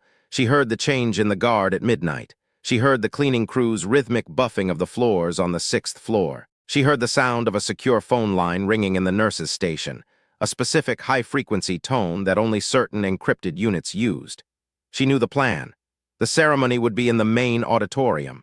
High security. No cell phones, controlled media. They would present the medals, give the speeches, and then whisk her and Thorne away to their respective rehabilitation centers. The narrative would be sealed. The truth would be dead. But they had forgotten one thing. They had forgotten that Sarah Sullivan was more than a weather tech. She was a woman who had spent her life learning how to manipulate the environment around her. She reached into the manila envelope David Miller had left. Behind the photograph of the pilot's daughters was a small, plastic-coated card. It was the pilot's security badge for the Dead Zone facility. It hadn't been deactivated yet, not until the official accident report was finalized on Friday afternoon. Sarah looked at the badge. She looked at the stone from Big Timber. She looked at the DSC medal sitting in its velvet-lined box on her bedside table. The institutional response had been perfect. It had been surgical. They had taken her career, her health, and her silence. They had turned her into a prop for their own glorification. They had underestimated the cost she was willing to pay. At 0600 on Friday, the door to her room opened. 2 female MPs entered, carrying a freshly pressed set of ops. They were clean, crisp, and adorned with the silver bars of a Chief Warrant Officer 2 and the ribbons of her previous service. "Time to get dressed, Chief," one of the MPs said. "The General is waiting." Sarah stood up. She didn't ask for help. She dressed herself, her good arm moving with a practiced mechanical efficiency. She pinned the wings to her chest. She adjusted the collar. She looked at herself in the mirror. She looked like a soldier. She looked like a hero. But when she looked into her own eyes, she didn't see Sarah Sullivan. She saw the storm. They led her down the hallway toward the auditorium.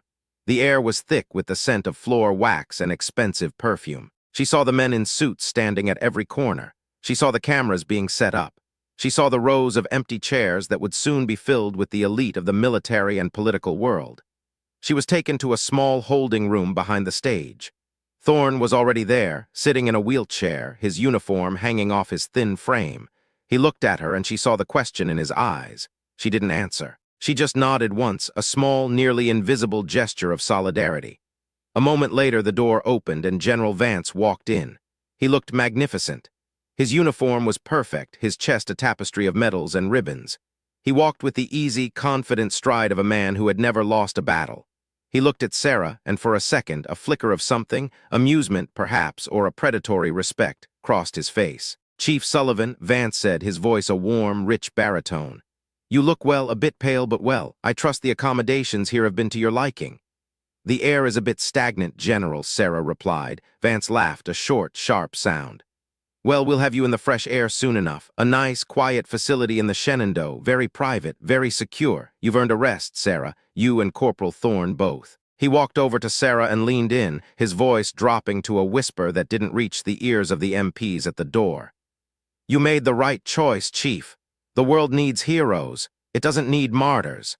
And it certainly doesn't need the truth about what happened in that mountain. Let's keep it that way, shall we?" He reached out and patted her on the shoulder, the injured shoulder. The pain was a sudden, white-hot explosion in her nervous system, but Sarah didn't flinch. She didn't move, she just watched him. "The ceremony starts in 5 minutes, Vance said, stepping back. "The secretary is looking forward to meeting you. Try to smile for the cameras, Sarah. It's a great day for the Army." He turned and walked out, the door closing behind him with a final, heavy click. Sarah looked at Thorne. He was staring at the floor, his hands gripped tight on the armrests of his wheelchair. "Chief," he whispered, "whatever you're going to do it now, because I don't think I can go through with this." Sarah walked over to the podium in the corner of the room. It was a small wooden lectern where the speakers were supposed to review their notes. On it was a secure government laptop, connected to the auditorium's internal network. Sarah looked at the laptop. She looked at the security badge in her pocket. She looked at the door. The institution had responded with everything it had. It had used the law, the media, and the power of the purse to silence her. It had used the lives of her friends and the memory of her enemies to bind her. But the institution had forgotten one thing. The wind always blows home. Sarah reached out her hand and touched the keyboard. She didn't hesitate. She didn't pray. She simply began to type. She wasn't sending a data burst this time. She wasn't trying to reach the FBI or the news. She was doing something much more direct. She was accessing the building's environmental control system, the complex computer-controlled network that managed the air pressure, the fire suppression, and the emergency locks of Walter Reed National Military Medical Center. She felt the vibration of the auditorium through the floorboards. She heard the applause as the Secretary of the Army took the stage. She heard the music, the stirring, patriotic swell of the national anthem. The reckoning was coming, not just for Vance, but for everyone who had helped him build the wall of lies. Sarah looked at the screen. The pressure in the room was beginning to drop. The HVAC system was responding to her commands, creating a massive, localized vacuum in the secure wing. "Hold on to your chair, Elias," Sarah said. Her voice was quiet, but it held a level of absolute authority that made Thorne look up, his eyes wide with a sudden, terrifying realization. "What are you doing, Chief?" Sarah didn't look at him. She looked at the door. She looked at the shadow of the MPs on the frosted glass. "I'm changing the weather," she said. The first alarm began to scream, a high-pitched, rhythmic wail that signaled a total loss of atmospheric integrity in the secure wing. The emergency lights surged to a blinding white and then died, leaving the room bathed in the eerie, strobing red of the backup system. In the auditorium, the music stopped. The Secretary of the Army looked up, his face a mask of confusion. General Vance turned toward the back of the stage, his hand moving toward his radio. But it was too late. The pressure differential Sarah had created was reaching its peak. The air in the auditorium was being sucked out through the vents, creating a violent, artificial wind that tore the flags from their poles and sent the programs flying like white birds through the dark. Sarah stood in the holding room, her hair whipping around her face, her eyes fixed on the door. She felt the power of the air, the raw, unbridled energy of the atmosphere she had spent her life studying. She felt the weight of the institution beginning to buckle under the strain of its own secrets. She looked at the DSC medal on the table. She didn't pick it up. She left it there, a piece of gold in a world that was about to turn to ash. The door to the holding room was kicked open. Two men in suits rushed in, their faces pale, their eyes wide with panic. They looked at Sarah, but she didn't see them as men. She saw them as variables. She saw the way the wind was pushing against them. She saw the moment their centers of gravity shifted. Sarah moved. She didn't use a weapon, she used the air. She stepped into the vacuum, her movements fluid and precise, and the two men were vaulted backward by the sudden surge of pressure, their bodies slamming into the wall with a dull, sickening thud. Sarah grabbed the handles of Thorne's wheelchair. "We're leaving, Elias," she said. "Where?" Thorne asked, his voice lost in the roar of the wind. "To the only place they can't follow us," Sarah replied. She pushed the wheelchair out into the hallway. The world was a chaos of red light and screaming sirens. The air was a physical force, a wall of pressure that was tearing the ceiling tiles from their tracks and sending the furniture sliding across the floor. Sarah didn't look back. She didn't look at the cameras. She knew where she was going. She knew the way through the storm. As they reached the elevators, the doors slid open. Standing there, his face illuminated by the red strobes, was the man in gray. He wasn't armed. He wasn't angry. He looked at Sarah with a profound, weary respect. "The reckoning is here, Sarah," he said. "I know," she replied. The man in gray stepped aside, letting them into the elevator. He looked at her one last time, his eyes reflecting the fire of the emergency lights. "Good luck, Chief," he whispered. The elevator doors closed, and the world began to fall. Sarah Sullivan stood in the dark, her hand on Thorne's shoulder, her heart a steady, rhythmic count in the silence of the descent. She didn't know what was waiting for her at the bottom. She didn't know if they would make it out of the building. She didn't know if the truth would finally be enough to bring down the men who had tried to kill her. But she knew one thing. The pressure was equalizing. The front had passed. And for the first time in her life, Sarah Sullivan didn't need a monitor to tell her which way the wind was blowing. She could feel it on her skin. It was blowing home. The elevator descent was a slow, agonizing pull of gravity that felt like it was trying to drag the marrow from Sarah's bones. The red emergency lights inside the car pulsed with the regularity of a dying heart, casting Thorne's gaunt face in a rhythmic, bloody hue. He was gripping the armrests of the wheelchair so hard his knuckles looked like polished ivory. The air inside the small steel box was thick, ionized by the massive electrical surge Sarah had triggered in the hospital's climate control systems. It tasted of burnt copper and ozone, the specific scent of a lightning strike just before the thunder hits. Sarah leaned her back against the cool stainless steel wall, her eyes closed, counting the floors as they ticked away on the digital display. 6, 5, 4. Every floor was a mile of distance she was putting between herself and the woman who had signed a lie on a tablet. When the doors hissed open at the basement level, the air that rushed in was cold and smelled of damp concrete and diesel exhaust. This was the service level, the subterranean arteries of Walter Reed, where the laundry was processed and the backup generators lived in their soundproof tombs. It was silent here, the screaming alarms of the auditorium muffled by 20 feet of reinforced earth and lead-lined shielding. Sarah pushed Thorne out into the hallway. The wheels of the chair made a wet clicking sound on the epoxy floor. They didn't speak. In the vacuum of the conspiracy, words had become a currency they could no longer afford. They reached the loading dock at 0642. The morning light was a pale, sickly yellow, filtering through the humid Maryland fog like a bruise. A white transport van was idling near the garbage compactors, its exhaust pluming in the damp air. Standing by the driver's side door was a man Sarah didn't recognize. A tall, wiry individual in a nondescript navy blue windbreaker and a baseball cap pulled low over his eyes.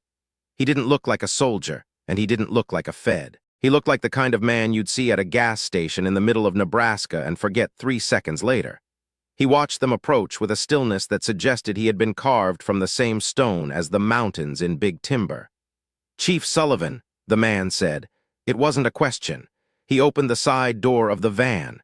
The interior was lined with acoustic foam and filled with crates of medical supplies. "The corporal needs to get in the back. There's a mattress. Keep the leg elevated." "Who sent you?" Sarah asked. She didn't move. Her hand was tucked into the pocket of her ox, her fingers brushed against the cold, heavy weight of the stone from the great shiver. "A friend of the pilot," the man replied. He looked at her then, and for a fraction of a second, Sarah saw the flash of a recognizable grief in his eyes. It was the same look David Miller had given her. "The wind always blows home, Chief. Get in." Sarah helped Thorne into the van. It was a clumsy, painful process. Every movement sent a fresh wave of agony through her own shoulder, a reminder that the body has a memory for trauma that the mind tries to overwrite. She strapped the wheelchair into the floor anchors and sat on the floor beside Thorne, her back against the cold metal ribbing of the van's wall. The man shut the door, plunged them into a dim, vibrating darkness, and a moment later the van lurched forward. They were moving. They were ghosts in a white box, sliding through the morning traffic of the capital, past the monuments and the glass offices where men like Vance decided who lived and who became a footnote. Sarah watched the light through the small, tinted window at the back. She saw the needle of the Washington Monument pierce the gray sky, and then they were on the Beltway, the city receding into a blur of concrete and green. Thorne reached out in the dark and found her hand. His grip was weak, but his skin was finally beginning to warm. "We're really gone, aren't we?" "We're gone, Elias," Sarah said. "What happens to the story?" he asked. "The medals, the press release, all that air you moved in the auditorium." Sarah leaned her head back and watched the shadows of the overpasses flicker across the ceiling. "The Army will call it a technical malfunction. They'll say a sensor failure caused a pressure drop. They'll issue a correction. They'll say we were moved to a different facility for security reasons. They'll keep the lie alive as long as they can, because the alternative is admitting they lost control of the one thing they value most." "And Vance?" Sarah thought of the general standing on that stage, the air being ripped from his lungs by a woman he had dismissed as a technician. "Vance is a politician now. He'll find a way to blame the engineers. But he'll never go back to that mountain. He knows now that the atmosphere isn't something he can own. He knows there's someone out there who can reach into his world and change the weather." The van drove for 4 hours. They left the suburbs of D.C. behind, the landscape shifting from the manicured lawns of Maryland to the rolling, rugged hills of West Virginia. The air through the vents changed, losing the humid weight of the coast and taking on the sharp, pine-scented crispness of the mountains. Sarah felt her own lungs expand, the tightness in her chest finally beginning to unravel. She wasn't a hero. She wasn't a traitor. She was just a woman who knew how to read a barometer. They pulled off the main highway and onto a series of winding, gravel roads that climbed higher into the Allegheny Mountains. The van jolted over ruts and washouts, the sound of the stones against the undercarriage a rhythmic, grounding percussion. Finally, the vehicle slowed to a crawl and stopped. The engine cut out, and the silence that followed was so profound it felt like a physical weight. The driver opened the back door. The air that poured in was cold, genuinely cold, the kind of air that tastes of altitude and ancient stone. They were standing in front of a small cedar shingle cabin tucked into a grove of towering hemlocks. A porch ran the length of the house, and beyond it, the mountain dropped away into a vast, green valley that was currently being swallowed by a slow-moving bank of afternoon fog. "This is a safe house," the driver said, helping Sarah lower the ramp for Thorne's chair. "It's not on any grid. The deed belongs to a shell company that's been dormant since the Cold War. There's enough food for 3 months. A satellite phone for emergencies only, no internet, no television. He handed Sarah a set of keys and a thick manila envelope. There's cash in there, new IDs, passports. They aren't government tissue, they are better. If you need to move, use the truck in the barn. It's an '84 Ford, no electronics for them to track. Sarah looked at the man. Why are you doing this? The man adjusted his cap. Because my brother was the one who told me about you, Chief. He was a contractor at the wash basin. He saw what you did with that Chinook. He said you were the only person in that whole valley who wasn't lying. He died in the crash, but he sent me a message before he went up that day. He told me if anything happened, I should look for the woman who could see the storm. The man turned and walked back to the van. He didn't say goodbye.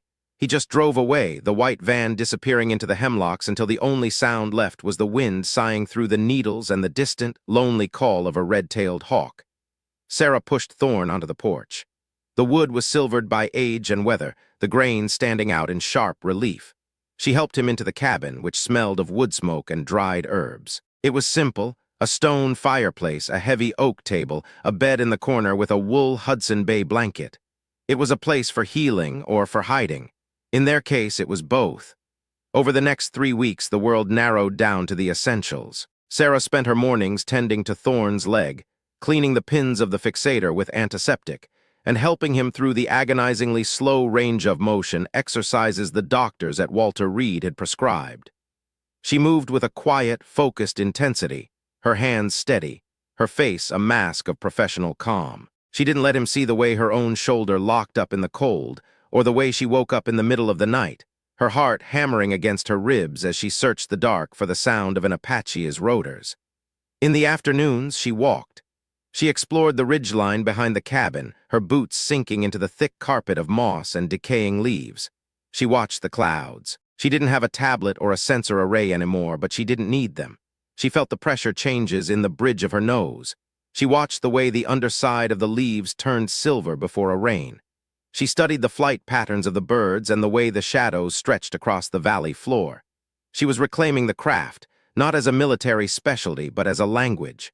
Thorne was getting stronger. The gauntness was leaving his face, replaced by a rugged, weathered resilience. He spent his days on the porch, carving pieces of fallen cedar into small, intricate shapes, birds, foxes, and once, a tiny, perfect model of a Chinook helicopter. He didn't talk about the army. He didn't talk about the gray men or the ceremony they had escaped. He talked about the way the light hit the valley at sunset, and the specific sound the rain made on the tin roof of the barn. One evening, as the first frost of October began to settle on the hemlocks, they sat together on the porch. The air was so clear they could see the lights of a small town 20 miles away, a tiny cluster of diamonds in the velvet dark of the valley. I think they stopped looking, Thorne said. He was holding a piece of cedar, his knife moving with a slow, meditative precision. They didn't stop looking, Elias, Sarah replied, her voice a low hum in the twilight.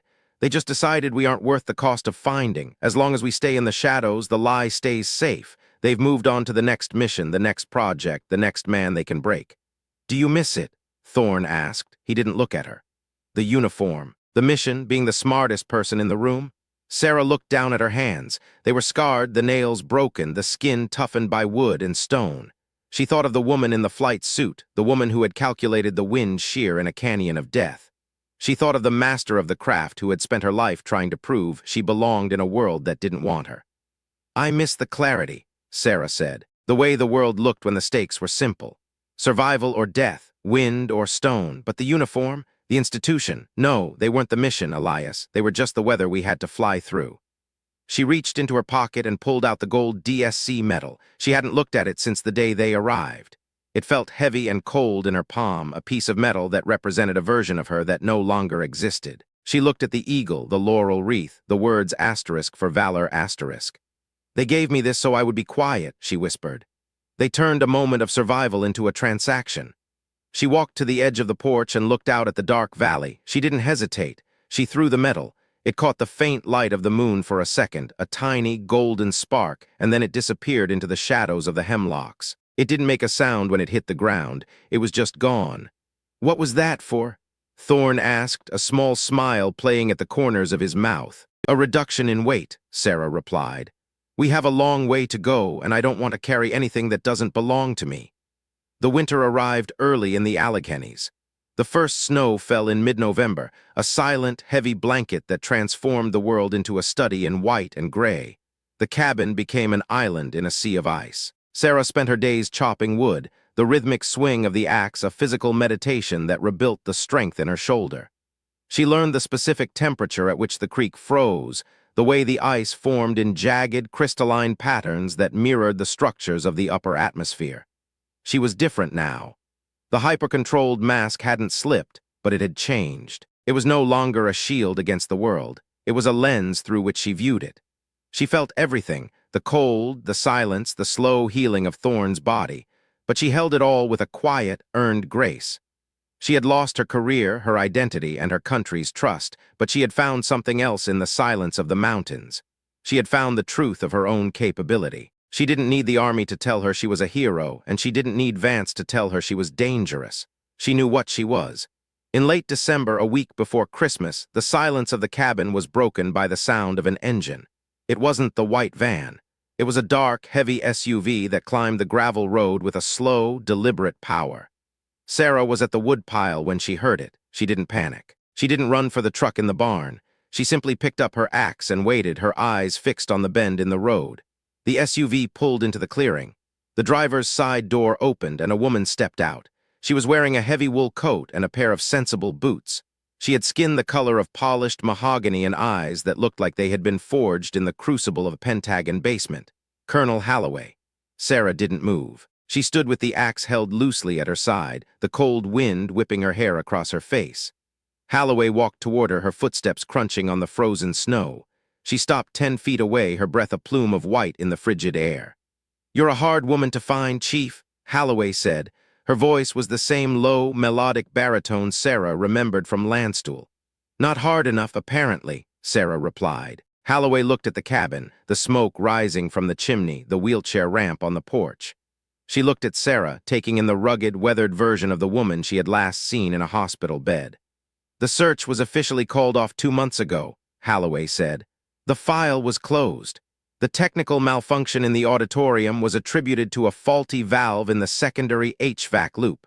The secretary was briefed. The general was exonerated." "Then why are you here, Colonel?" Holloway reached into her coat and pulled out a small, encrypted thumb drive. She held it out, the black plastic stark against the white of the snow.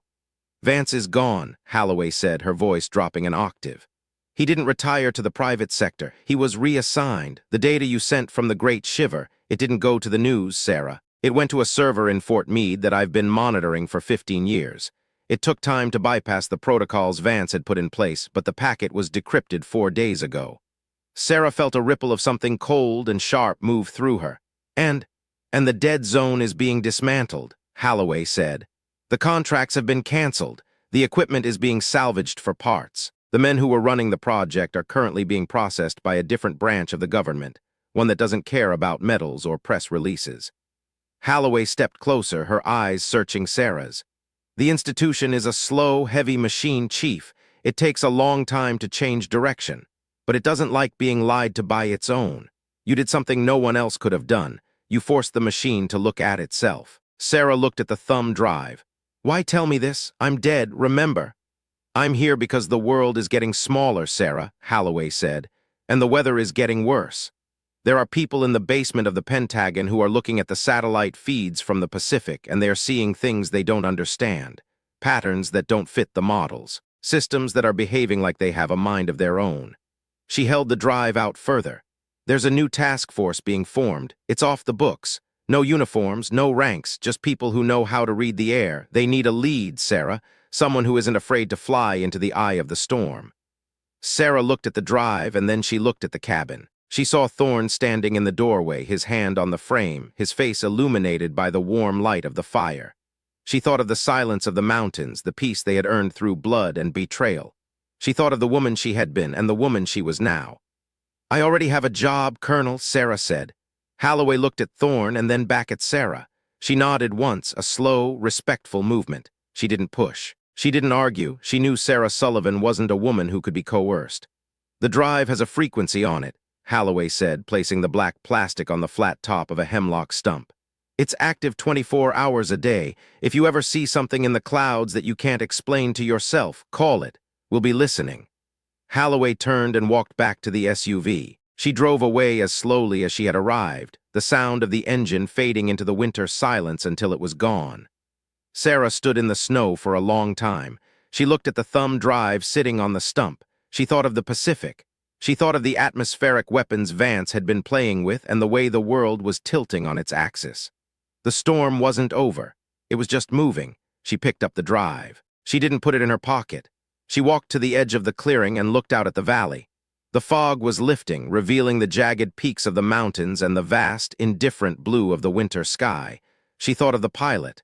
She thought of his daughters and the way the wind always blows home. She thought of the cost of being right and the weight of the secrets she still carried. She walked back to the cabin. Thorne was waiting for her. He didn't ask what the woman had wanted. He didn't ask what was on the drive. He just reached out and took the axe from her hand, his strength finally enough to carry his own weight. "Is it over?" he asked. Sarah looked up at the sky. She saw a high-altitude jet trail, a thin white line that was being pulled apart by the upper-level winds. She felt the pressure dropping, the subtle shift in the atmosphere that signaled a new system moving in from the west. "It's never over, Elias," Sarah said. "The weather just changes." That night they sat by the fire. The cabin was warm, the light of the flames dancing on the cedar logs. Sarah didn't use the drive. She didn't call the frequency. She sat in her chair, her back straight, her hands resting on the arms. She looked at the fire, and then she looked at the window. She saw the reflection of the room in the glass, the two of them safe and hidden in the heart of the mountains. But beyond the reflection, she saw the stars. They were bright and cold, fixed points in a world that was constantly in motion. She felt the stone in her pocket. She took it out and placed it on the table. It was a piece of Montana granite, a fragment of the Great Shiver. It was a reminder that even the strongest storm eventually breaks against the mountain. She closed her eyes and listened. She didn't hear the sirens of Walter Reed. She didn't hear the roar of the Chinook. She heard the sound of the wind moving through the hemlocks, a low, steady hum that sounded like a promise. She was Sarah Sullivan. She was a master of the craft, and for the first time in her life, she wasn't waiting for the storm to hit. She was the storm. The next morning, the sun rose over the Alleghenies in a burst of brilliant, freezing gold. The world was pristine, the snow unmarked by anything but the tracks of the deer and the shadow of the cabin. Sarah stepped out onto the porch. She was wearing her heavy wool coat, her hands shoved deep into her pockets. She looked out at the valley. The fog was gone, replaced by a clarity that was so sharp it felt like a physical sensation. She could see for 50 miles, the ridges, the rivers, the tiny, distant towns. She stood there for a long time, just breathing the air. It was cold and clean, the kind of air that doesn't hide anything. It was the air of a world that had been stripped down to its essentials. She thought of the men in the Pentagon and the woman in the SUV. She thought of the medals and the lies and the cost of the truth. She knew they would come for her again.